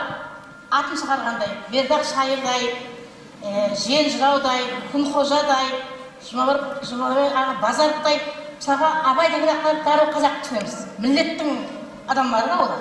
Шыңғыс Айтматов дегенде дәру қырғыз түсінеміз. Мақтымыз десе түркімен түсінеміз. Енді ойлап күнменен мейлі мақтан сезім оянды, демек Жұмабай аға Базаров дегенде де Қарақалпақ миллетін түсінеміз.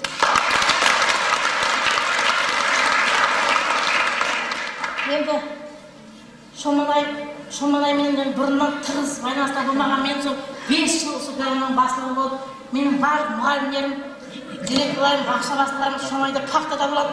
Шолмайдың һәм жақсы күндерін, һәм қиыншылықтарын басынан өткіздім да. Соған бір қазір осыға жаздым еді. Солардың бір-екеуін оқып беремін де қазір. Сол штабтың басылығы болып тұрып, қасым деген бала тұрады. Күнде селектор кеште звонок қылады маған. Аға, мына мектебінің мұғалімдері қашып кеткен, ана бақшаның қашып кеткен, селектордан не қылдеймін деп. Содан жаңағы қосып жазып бердім бір күн, бір беткі. Айналайын, Дәулет Қасым не қылайын, жоғын жасыр, аяғына жығылайын, тышқан бесік 1000 теңгеден болып тұр ғой, табылса сия қойсам қырылайын.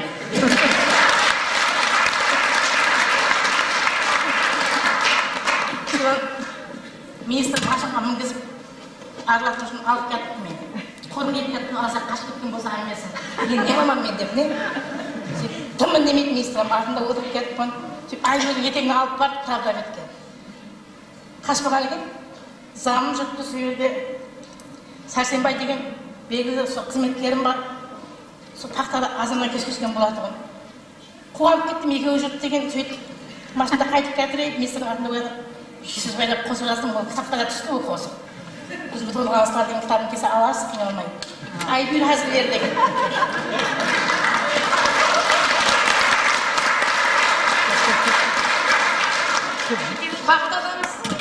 Фактадамыз Айбүйірдің етегінде, Шәмшет пен Сәрсенбайдың жетегінде, қой-қоздай бауырласып жатыр, біз тіркелесіп Тіркешбайдың етегінде.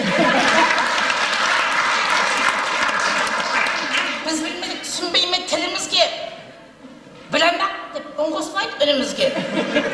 Балық суға кіргендей жорыласап, Сәрсенбайжаны жарап тұрған күнімізге. Түркменшен жақсы біледі да ол. Сары бала тілін тапқан денеженің, тұтқасы қолында тұр гебеженің. Балық суға кіргендей жорыласап, Сәрсенбайжаны жарап тұрған. Сары бала тілін білген денеженің, тұтқасы қолында тұр гебеженің.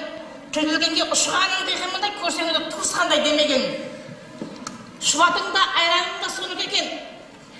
Ертбашылай сайраның да соны кекен. Жасы құрқыр сәр жоғалап кетпегенде обасының жиғанын да соны кекен. Шәмшет шығып Айбүйірге қарайды екен. Күміс шашын жібек самал тарайды екен. Жуырып шықпағада дәрмен керек, жаслар шықса жазу бар ма? Сұрайды екен. О, Айбүйір жігіт кеуде жыз етеді. Лағысып, жүрек құрғыл сыз етеді. Бағда қалған баяғылар қолын бұлғап, көз астынан 7 дүркін қыз өтеді. Үйреніскен шабасы да жойтпас екен, бәлесі бар көзігілер айтпас екен. Науқасланып жүріппен дегенменен жазлап түсіп Айбүйірден қайтпас екен. Қазылап кетсек болмас, бір философиялық қозып жазғым жақында. Кешек Еріңі Алмастан қада шықты, оқығаным шығарыз, білуіңіз, соны оқып бермекшімін. Өмір деген гүзарда. Кешегі қызалап, бүгін кейуаны, ел мерімін емдің жүзім жайдары, жақсыға жантастым шарапатынан, гүзарым шеңгенсіз жүзім жайнады. Бейорын кімсеге хазар бермедім, жақсылардың жамалығын көрмедім.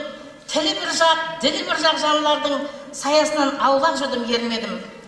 Деген менен қам үстемген бендесең, жанды жасаң, жан дүниясын сезбесең, үрлеп ішпей жаның жаурап қалады, сағирадай нәкес жанды көрмесең. Жолға салып, бағдар беріп көресең, өзіңнің сөзіңе өзің ересең. Негізі пас айтқаныңды тұтпайды, зәһәр берсе, қалай мехір бересең. Пән бермеймен, бірақ пән чепкелемен, сәлкін жылсам періштелер демеген, шашларымды күміс қырау шалса да, кеулім нәзік баладайман келемен. Арқамнан накаслар таслар атқанда, нәзік кеулім налып қамға батқанда, арың шырлап аулақ жүргін келеді, доспан деген жанлар сырттан сатқанда. Ізінде құралайы көпілеу күйікпен, кімге бейіп, кімлерге дұр күйікпен. 50 жасты еңсер бақ қалыппыз, бесқонақ келген бірақ біліппен. Әркімнің өзінше өлшеу қарысы, ырыс несіп татығын тарысы. Өмір білсең табан жолға тарысқан тұлпар менен ябылардың жарысы. Біреу күлер, біреу айтар хармасын, біреу шабан, біреу сүрер жорғасын. Гүйбеңдесіп тоздыра алмай келеміз төбетесік жарқылықтың дорбасын. Өмір күзар, үлгі алған құрақтан, достар пайда болар жақын жырақтан. Адал жанлар жолларында шамшырақ, қараңғыда сәуле шашқан шырағдан.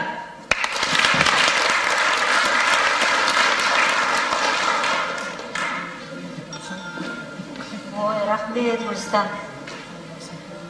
Енді 5 жыл бақтада болған болсам, ол өшім сүйерлік боласам, Шоғынайдың қызы. Ендігі сөзді біздің көркемөнер, мәдениет, театр, көркемөнері ең заманнан араластырған. Менің елі есімде, менің әкем Шымбайда туылған. Бірақ 5 жасында әкесі қайтыс болған уақытында күн көрісе алмай, күн көріс үшін Берунибетке анасымен кетеді. Сол сояқта өседі, бір байдың үйінде малын бағады, суын тазалайды, сыпырады. Сөйтіп бір уақытлары 34 жыллары большевойлар келеді. Сөйтіп балаларды, жас балаларды, байдың балаларын оға алып кетуге. О байдың баласына оға бар десе баяға жақтаған. Москваға кетіп жатыр. Сөйтіп не акиматы Қалмұрат Сапаров. Қалмат дейді жаңа бай. Шағып кетіп, жаппай тақсыр дейді. Ал бұл оға барасаң ба дейді. Ал барайын дейді. Сөйтіп соменен Москваға театральный театр көркемөнер институтына алып кетеді. Көрдіңіз? 34 жылы алып кетеді, 39 жыл бітіріп келеді. Міне сол менің әкеммен бірге оқыған, театрда өмірінің ақырына дейін 90-ға шыққанша театрда қызмет етіп, режиссер болып, ең біріншілерден Ғарибашев, Сүйменбек Сүйкембе, Алпамыс, Бердақ, сол спектакльдерді қойған режиссер Төреш Алназаров, Мойнақтың жіктеді. Біз апам айтатын еді ажыған деп. Міне соның ұлы Дәулетмұрат Алназаров Адыр педагогия институтының музыка тәлім факультетінде сабақ берді, доцент, профессор, бірнеше кітаптар жазды. Кеше ғана міне телевизордан көрдік біздер Дәулетмұраттың үлкен жұмыстарын. Біздің міне жыраулардың, бақсылардың намаларын нотаға салудың қиын.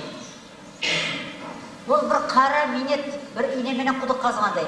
Міне солардың бәріне қол ұрып, сол кітапларды шығарып, ендігі әулет нотамен атқаратын болады.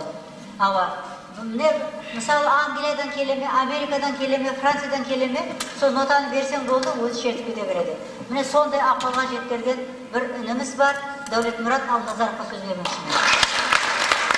Лайықты дәлелі сипатында оның біріншіден ана тілі тұрса, екіншіден милли мәдениеті тұрады деген сөзбар қалыптады. Шынында да олар әуелден-ақ халықтың ықыласында оянып, тарих жолдарында оның менен бірге зәңгілес һәм мұңдас болып өмір сүріп, бой түклеп келген. Міне осы жерде өзінің өмірін бағышлап, осындай бай мирас байлықтарымызды төлетіп кеткен. Һәм бүгінгі күнге дейін оларды ұстаздан шәкіртке шынжыр көзінің қарашығындай қастерлеп, асырап келген бақсы жырауларымыздың істеген қызметлеріне, ықыластарына шексіз minnettarшылығымызды білдірсек жүзді орынды болады деп ойлаймын. Осы көзқарастан қарағанда Жұмабай Базаров өмір бойлық қадал минетіменен, өзінің қайталанбас дүрөтушілік өнеріменен милли мәдениетімізді өзіне тән үлкен һәм өшпес із қалдырып кетті. Өзінің Есімұрат жыраудан үйренген дастанларын, толғаған термелер жастайынан-ақ тез арада халықтың көзіне түсті һәм оның ықыласына ерісіп, алғыстарын алуға мияссар болды. 1970 жылдардан бастап милли музыкамызды дүние жүзіне танытып бастады. Бұндай дегеніміздің мәнісі Өзбекстан, Түркменстан, Қазақстан республикаларында өткізілген халықаралық әңгімелерде, симпозиумдарда, конференцияларда, фестивальдарда қатынасып, оның атқарған дастанларына қызығып, шетел ілімпаздары магнит ленталарына жазып, өз елдеріне әкетіп тарқатып бастады. Енді шетелдерге шыққан сапарларын айтатын болса, 1989 жылы айтып етіп, Германияда, онан кейін Сұлпақ ансамблімен Чехословакияға шыққан сапарларын айтсақ, ол жерде үлкен алғыстарға бөленіп қайтты, қайралар қалдырып. Онам жаңа айтып өтіп алыпты, мінекей шығып сөйлегендер Қарлы Райқалдың бірнеше мәрте келіп, өз алдына сол Жұмабай Базаровтың дүрөтушілік өнеріне айран қалып, оның өз аузынан бірнеше мәрте дастанларды жазып алып, едіге дастанын Германияда баспадан шығарып, Европа мемлекеттеріне тарқатқан. Енді гәпімді қысқартып айтқанда, милли музыкамыздың қадімлерін дүние жүзіне ұмтылдырып, шәкірттеріне үлкен жол ашып кетті. Міне осындай ұлы ұстаздың аты, істері келешек жастарымызға өрнек болып, олар да өз кезегінде ұстаздың жолында аулап, милли музыкамызды елде биік шыңдарға жеткізеді деп сенемін.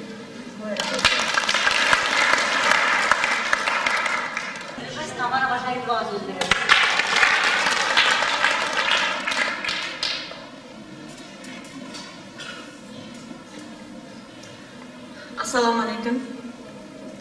Мен күніменен жүдә қуанып отырмын. Бір ертектің лағандай, ертектей қылып Жұмабай ағаны еске түсіріп жатырмыз. Жұмабай аға да бір басын бір көтеріп қойып, сол өзім сезіп жатқан шығар рухлары. Мен бүгін сол көркем өнеріміздің педайы инсанлары болған Абанапа Сапароваға, Аминаға Құрбанбаевқа, Кеңесбай аға, Алламбергеновқа, һәм менен Дәулетмұрат аға бар, шайыр апаларымыз бар. Һәммесіне шын жүректен рахмет айтқым келеді. Енді Жұмабай ағаны өзім бір мәрте көргенмен, онда да студент уақытында автобустан Өкстен Шоманайға келгенше шөпір арман қарап отырса, бұл берман қарап һәммеге бір көрін беріп келген. Қазір елі сол көз алдымда жүдә бір қуанып, бір мақтанып отырппын. Сол Шоманайға ауылдан оқып біткеріп келе қойғанымдан болады екен деп отырппын. Өксте қап кеткенмен де соның себептен көп жолдас болып сөйлесе алмаған шығармын. Мен бүгін сіздерді құттықтаймын. Жүдә қуанып отырппын. Рахмет.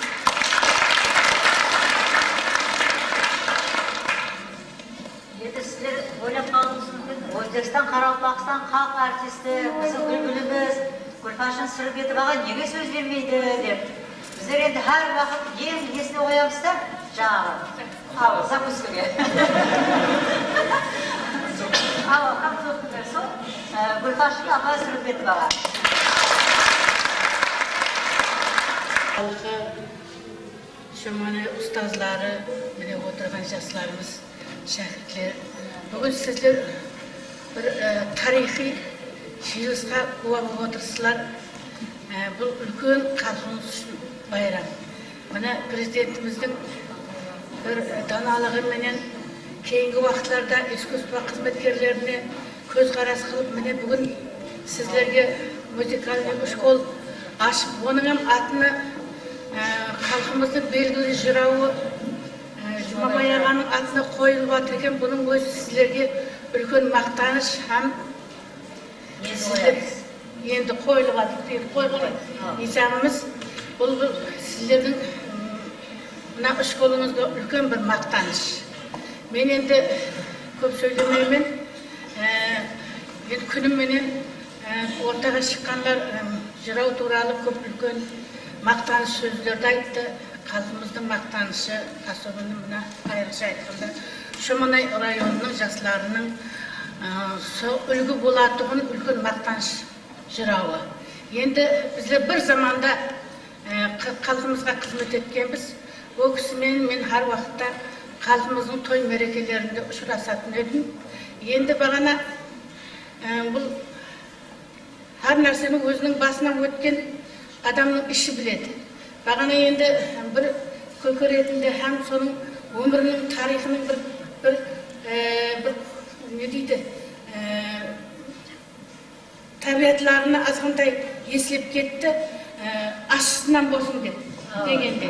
Енді бұл бақшы жырауларға, искусство қызметкер қосқышыларға бұл күн жауып тұрма, қар жауып тұрма, я қатты суық болып тұрма, я қатты ыссы болып тұрма, оған қарамай халықтың ортасына шыққаннан кейін қызмет қылады. Соның үшін әр уақытта жаңағы бақшы ағамыздың айтқанындай арасында жаңағы ашырағы қоллап күш-қуат алады. Бұл біздердің өзіміздің басымызда болған. Соның үшін мен түсінемін, бұлан бір аға ұстазымыздың бір күліп еслеп кететін қасиеттерінің біреуі. Соның үшін мен не де тіледім, міне жастар, ендігі әулетлеріміз со атамыз бабамыздың минетлерінен, қызметлерінен үлгі алып, менің тілегім сіздер де ендігі өміріміздің алдында халқымыздың бір белгілі Жұмабай жыраудай бір атақлы жырау, бақсы, қосықшы, жазушы болуларыңызға тілектестік білдіремін. Жұмабай жырауды бүгін белгілеп сіздердің алдыңызда сондай бір жақсы сөздердің, тілектерін еслетіп, соған қызмет қылып жатырған мына азаматларымыз, азаматшыларымыз үлкен рахмет айтамын. Мен жүдә қуаныштымын, себебі бұл қуанышлы күндер маған да тәсір етеді. Жұмабай жырауды осындай хөрметлеп қызмет қылып жатыр екен. Біздер де тілегіміз со күндай күндер біздерге келеме дегендей қуаныштамыз. Бір Қарақалпақ халық қосығыменен азғантай көңілім, ойымызды, миымызды басқаша қаратып алса. Қарақалпақ халқының дем бермес қосығы, соны айтып берейін деп. Ұшырдым соң қарсымды, ешбір жерде тұрарым жоқ. Hasretпен бұл басымды көрмегенше қарарым жоға.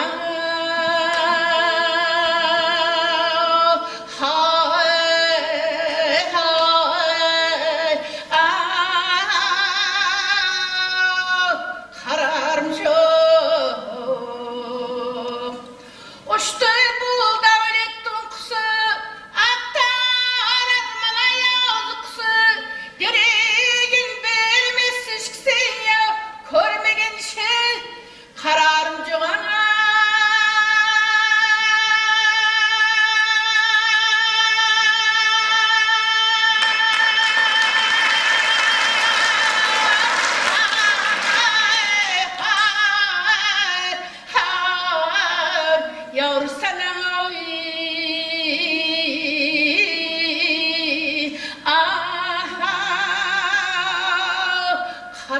çok.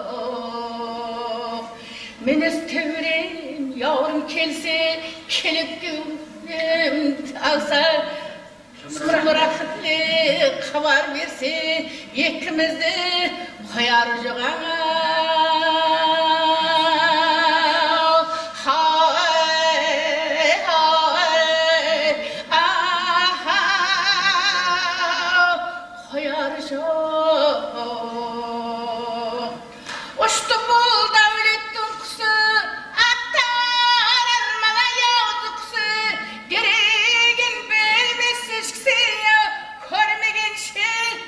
Kararım joğana.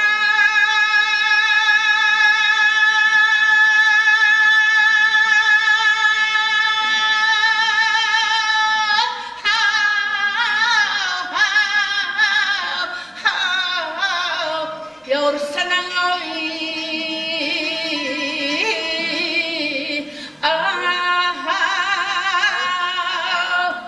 kararım çok.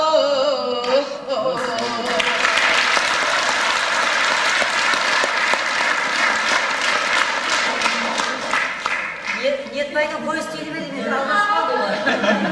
Ya. Bu servi kanlar sürgün dilber denen olsa var. Sunamızı diyelim ayda.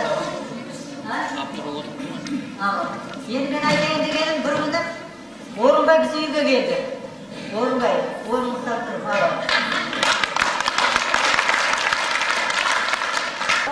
Yaktı ağız deydi de söylеп, bir қосықларым бар еді, ағаны көрсеңіз, намаз жасаңыз деді. О, Нәжмет ағамның қолы тиіп жатқан жоқ. Bir ayam өтті, 2 ayam өтті.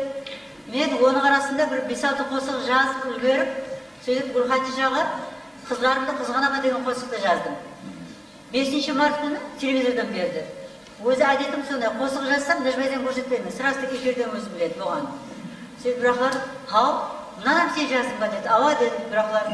Абадан деді, мына Орынбайға деп ұят болып жүріпті. Ұсынама сен жаза ғой деді. Қаулаппай дедім, сіз айтсаңыз болды, жазамыз оны деді. Енді қандағыны жаздым, жақсы ма жаман ба, азыр енді сіздер өздеріңіз көресіз. Міне Сұлтан Қосыкеев атқарады.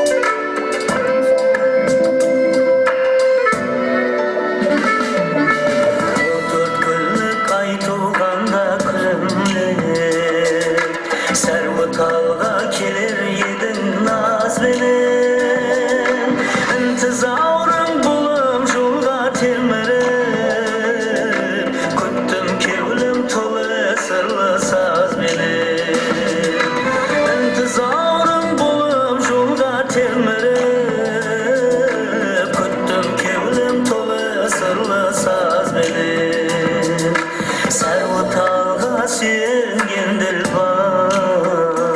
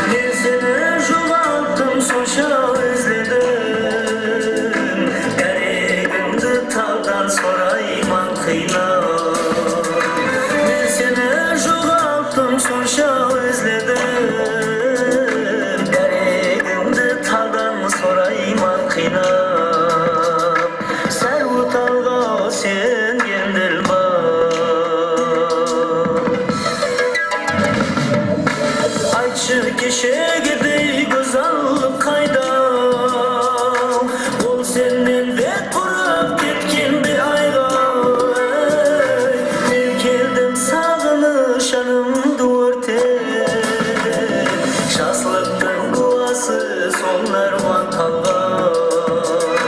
Ben keldim sağınış yanımda örtep, şaşlıktın duası sonlar vantalgan. Sen utalgan sen kendil var.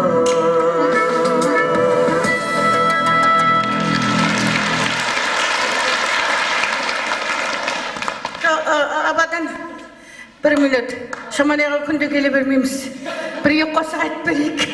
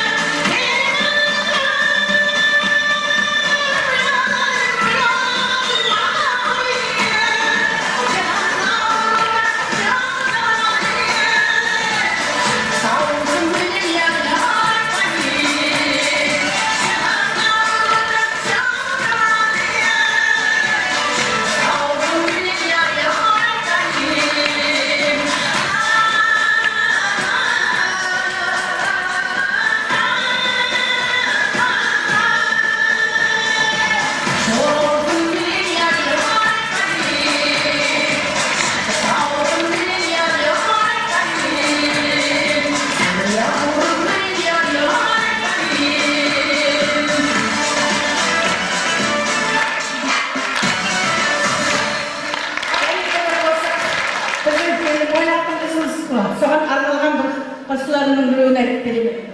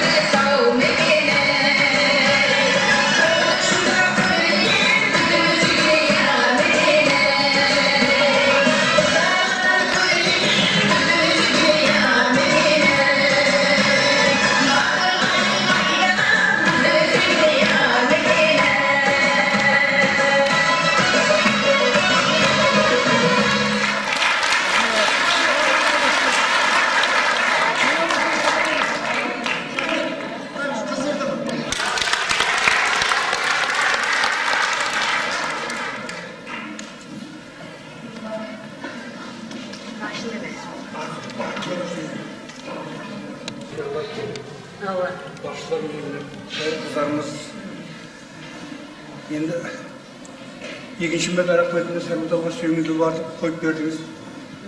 Мен профессионал хайыр емеспін, бірақ не шығып кетті соны қосып.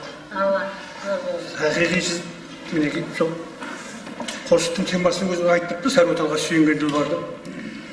Сол рахмет Ділбарлардың басшылық жүйелері өзінің метажан білдіремін. Менің Шоманай деген қосым бар еді. О Ділбардың тарихы бар шығар, жерде жоқ па о Ділбар? Енді оны әркім сұрайды, бірақ ол ондай емес. Себебі ол қыз болғаннан кейін бәрі Ділбар болады. Қыз бен жігіт ұшырасады Сәрбаталдың бойында. Әрбір жігіт, әрбір қыз ұшыраспаған жағдайда соның саясында ойнаған болады. Бұл сондай не. Енді Шоманай деген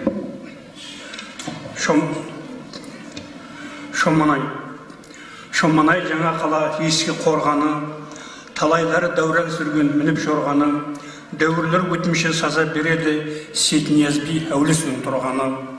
Орыс еді, қиын еді сол уақта, ерде тұрып түн жарқында жатамыз, егістік жер ашып қалың тоғайдан халқы үзді Абдуллай атамыз. Аллам жыр қошқарып жинап жастарды, көп үйретті зейін қойып ілімге, тәрбиялап қанша жастарды кең жол ашты алу үшін білімге. Жастар келді оқу орнын біткерген, білімдерді шәкіртіне жеткерген, ұстаздардың ұстазы болып саналған Берді Мұрат ұлы болды Базарбай.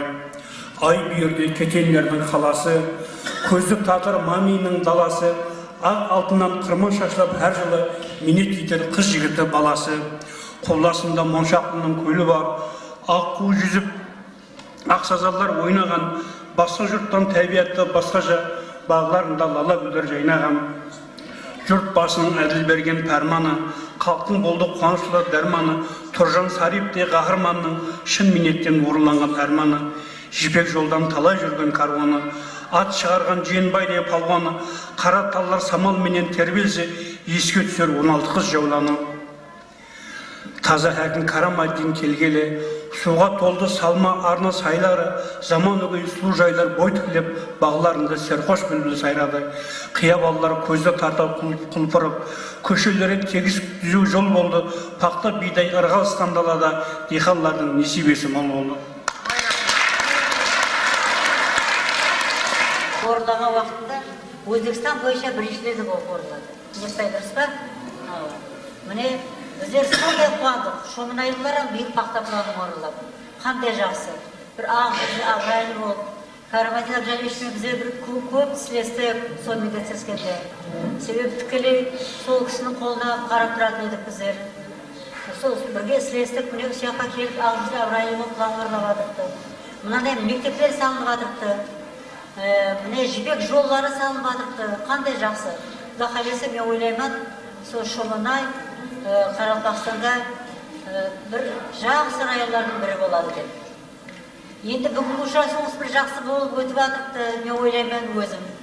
Сол сөзді енді бір уақытлары жас кіші болған болса, енді әзір еліміздің жас үлкені мен Ниетбайға сөз бермекшімін. Ассалаумағалейкум. Құрметті бүгінгі үлкен қуаныштың қатынасушылары. Міне Жобаяға Базаров туралы көп заттар айтылып жатыпты. Менен міне Жобаяға менен хакимиятта 9 жыл істедім. Райондық мәдениет бөлімі болып 11 жыл бірге істестім. Әмме Жобаяға ішкенін айта береді, мен 11 жыл бірге іштім. Жобаяға. Сіздер ойламан Жобаяға арақ іше береді деп. Я, мен іштірген жоқ бар. Ішпе аға деді. Міне бағана Құрымбайға айтып атырыпты. Ең бірінші рет Карл Райхлды алып келіп, сөйде болып, Қалбай Саборт үйінде маған тапсырып кетті. Міне Карл Райхлға бекем бол, ауырып қалмасын, осы кісіге қарады. Міне сонdan бастап едіге дастанын ол кісі 5 мәртебе келді Шоманайға. 4 мәртебе мен үйімде болып, едіге қобылан шариат дастанларын жазды.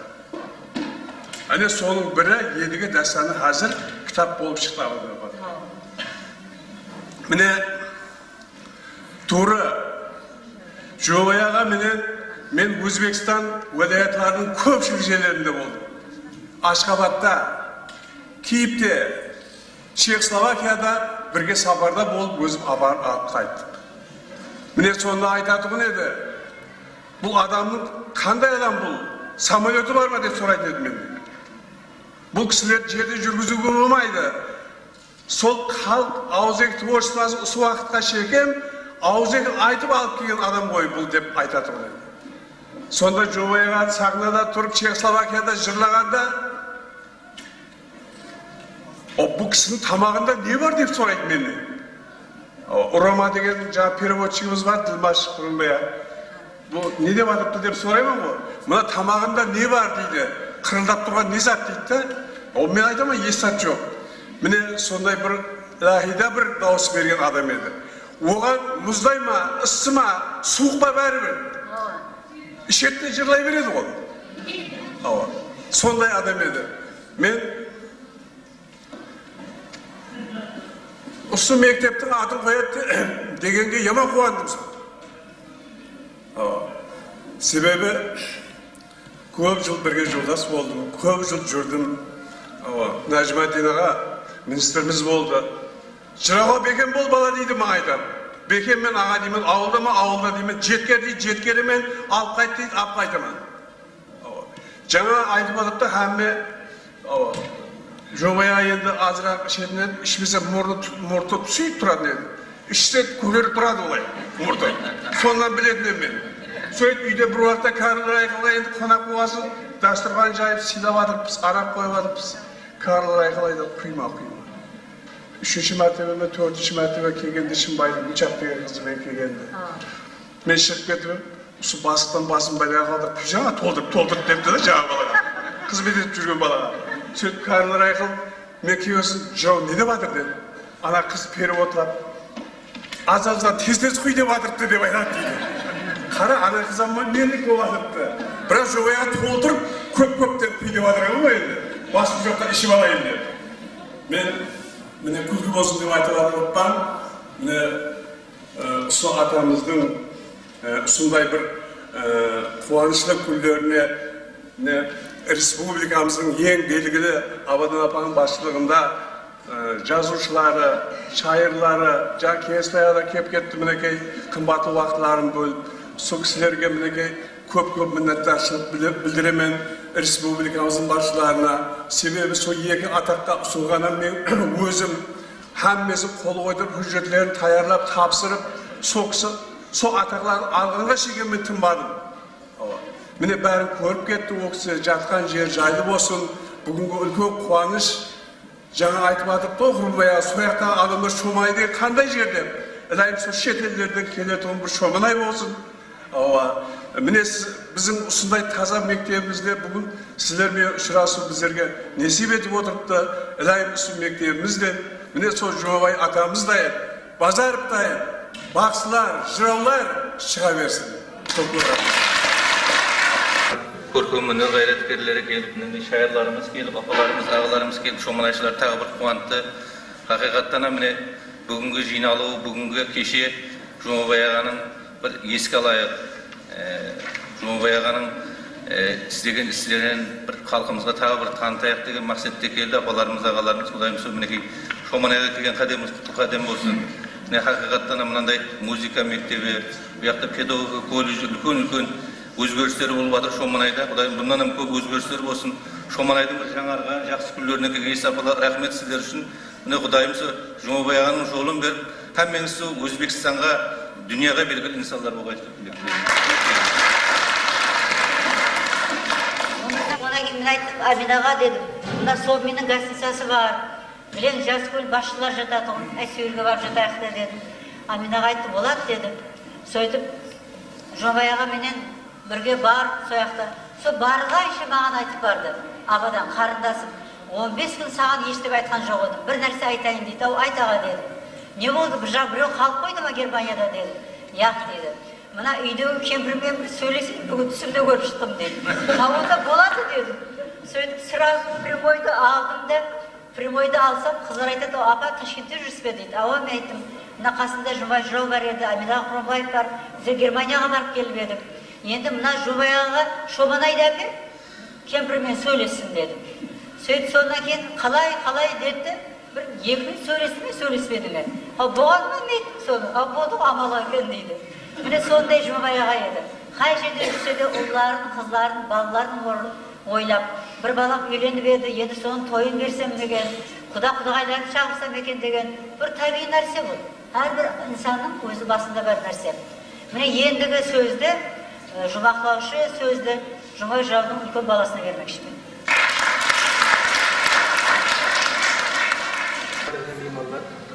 Шоманай халқы. Міне менің әкемді hürmetlеп, мынандай етіп белгілеп атырған сіздерге мың мәртебе рахмет. Әкемнің талантын есепқа алып, Шоманайдың жырауы, Қарақалпақстанда Қарақалпақстанның жырауы, Өзбекстанда Өзбекстанның жырауы өтіп, Өзбекстанды дүнияға танытқанлығын жаңа бір қандай жас ұлыларымыз жүдә түсініп етіп өтті. Мен міннеттармын сіздердің алдыңызда. Енді мен ең үлкен Эдіралды баласымын. Менің фамилиям Базаров емес. Әкем мені Жұмабаев деп қалдырған. Бөтен балаларының барлығы Базаров. Енді мен не қыл демекшімін? Сіздердей менің әкемді көрген, ата-бабадан ақыл бар ғой, әкемді көрген өлмесін деген. Егер де сіздер мына Қарақалпақстанда жасыл көздер көргендер, мына ауылымның жасыл көздері әмме көргендер, болмағанда бұндай дәреже әлбетте келмеген болар еді. Соның үшін сіздердің алдыңызда діз бүгіп міннеттаршылық білдіремін. Бұл мақтаныш менің әкемді осындай hürmetlеп атырған осы халқымның арқасы екен. Әлбетте тек біздердің мақтанышымыз емес, осы Шоманайда жасап атырған, Қарақалпақстанда жасап атырған халқымның мақтанышы деп түсінемін. Халқымның мақтанышы деп түсінемін. Енді мен азанда өзі енді менің пенсияға шығып атырмын. Ең үлкен Эдіралды баласымын. Жас қой еді, жассан ғой. Пенсияға шығып атырмын, жасым келді. Енді мен не қыл демекшімін, әкемнен маған бір естелікке қалып кеткен бар еді.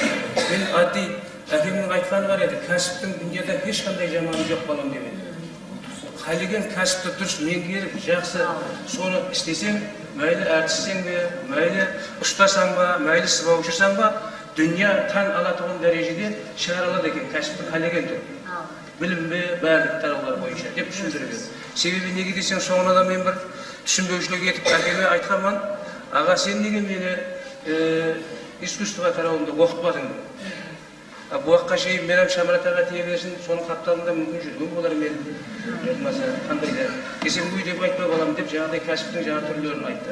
Мен бір өзі кішкентайымнан электрификация қызынып, электрик болып 37 жыл істегенмін. Ой, рахмет. Сөйтіп пенсияға шығып енді әлбетте емдеген бақсысы тап еркек дауысына дейтін еді. Сол бір күні шекарада отырдық қой, жаңа қағаздың ішінден бар, сонда шекарада тұрғанда Түркменнің ең бір құрғымырақ бір қожалығы той беретін болып Ақшагүл Мұратованы шақырды. Соны ағам мақтай беретін еді-ау деп мен соны көрмекші болып бардым. Кішкентай едім. Сол барсам жаңағы ол уақытларында Түркмен ағайындар бір тартым орамал тартпай тұғын еді. Бұл бір тартым орамал тартқан Будай еріңнен келген сушы. Машар жаңағы. Сөйтіп бір уақытлар қасында бір қарын әйіп кеткен гіржекшісі бар екен. Мынандай сәдептің тесігіне гіржектің бір несін тақ қойып, қасында гіржекші шертіп отыр. Қара домбыраны алып жаңағы Түркмен Ақшагүл Мұратова айта бастады. Сонда бір есімде қалғаны бар, енді мен де искусство тарауының шыққан баламан ғой. Соны бір куплетін ғана сіз халқыма жеткеріп айтып берсін. Ой, рахмет. Sanlık gel ya aha jigir bağım ya aha şöhterime qarab baxıyır götürün hanlı ben götürün hanlı hanlık bille gelin işini var görün yılır götürün hanlı ben götürün hanlı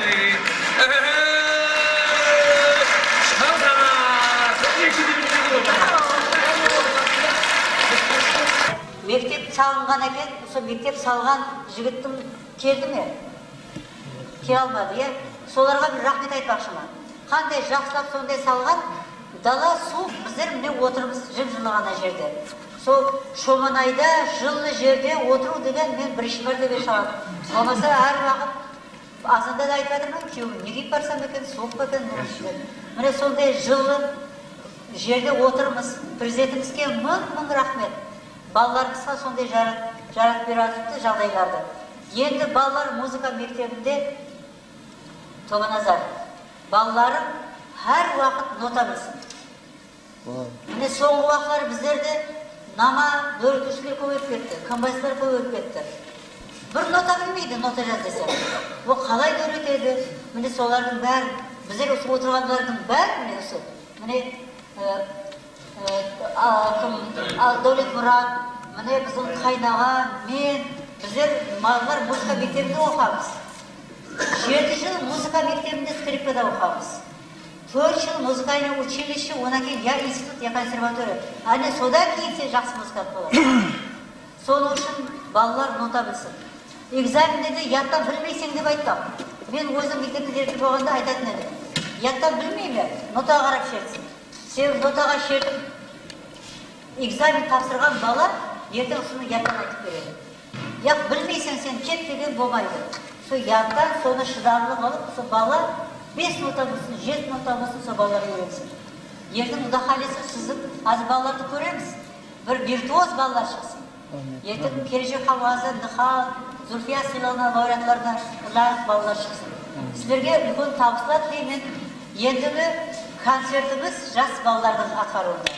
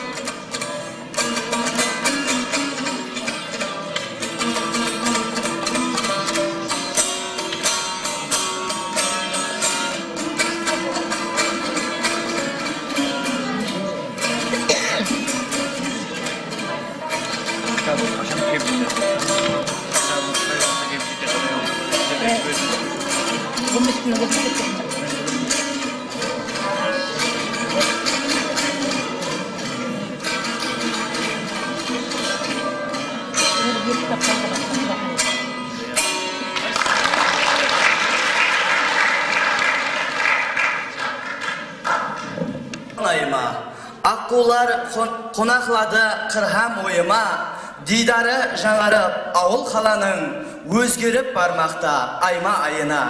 Мектебіміз ұсының бір мысалы, жас талантқа толы міне құшағы, иелеп өнердің ағла сырларын музыка әлеміне шарлап ұшады.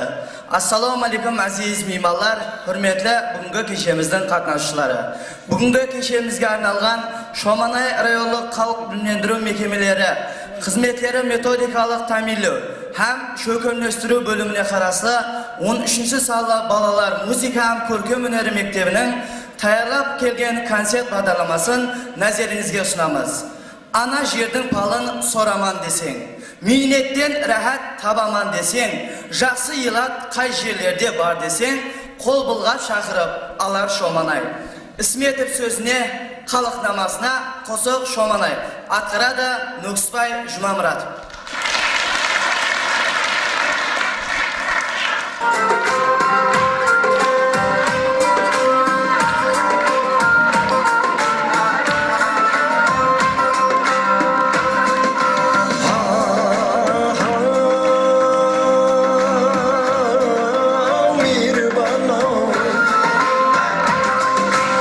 Ana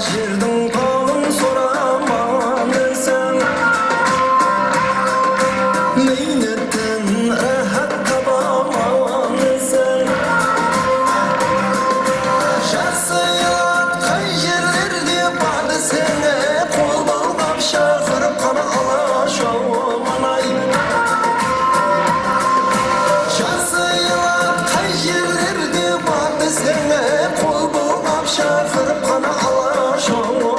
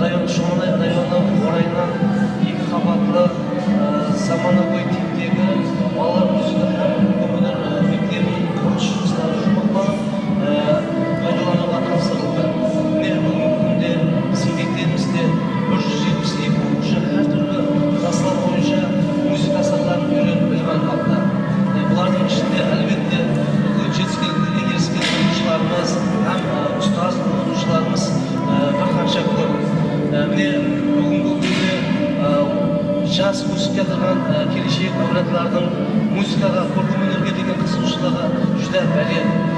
Бұлардың міне өздерінің оқу барысында ата-аналарға қойып берген концерт һәм де таңдауларда айрықша көзге тасталатындығы белгілі.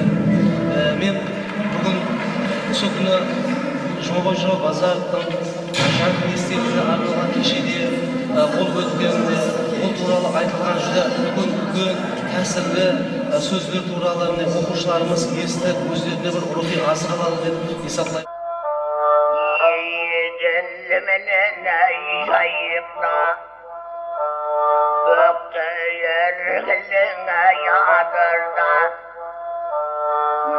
Senden ayağı yel oldu.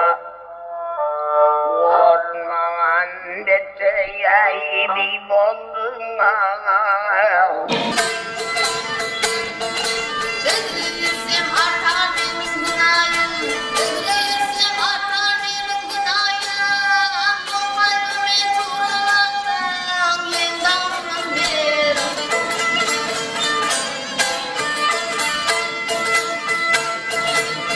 Devletken ağrıma şu arasın, bırak bir günüme vakay, benim yarasın.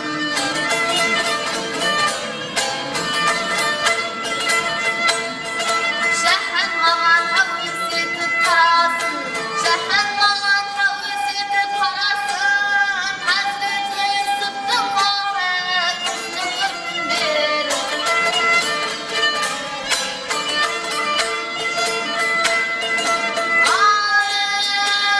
Altın kızlar harizim maskanım benim, biz kalatimizden vakay, etraf yedim.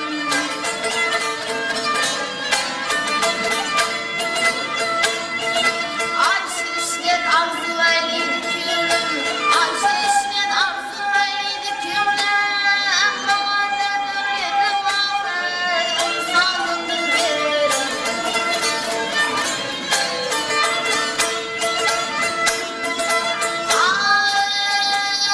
Aşır hayvan zinesini alsan olmaz, sarma elime kuşun vakay, kalktım yoluna.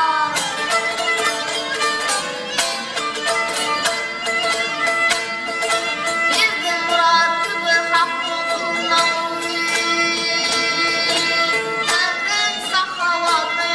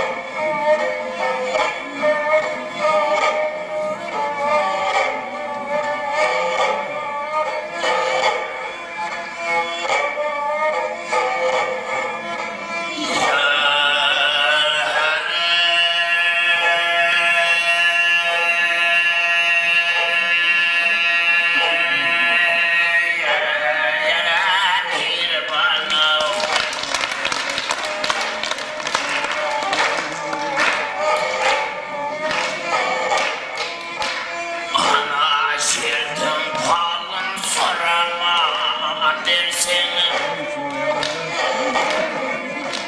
Minnettin rahat tabama dersin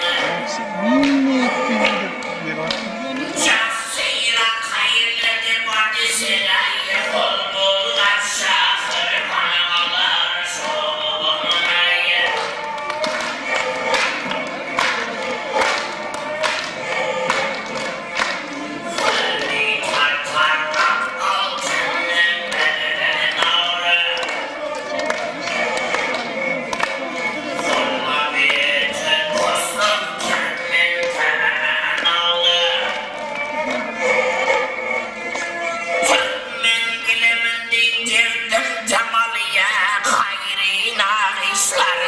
Senin şamanayı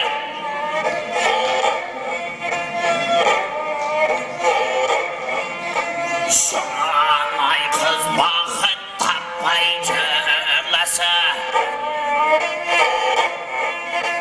Herman benim keterlerim kollasa Munşaklığında karı kobuz tolgasan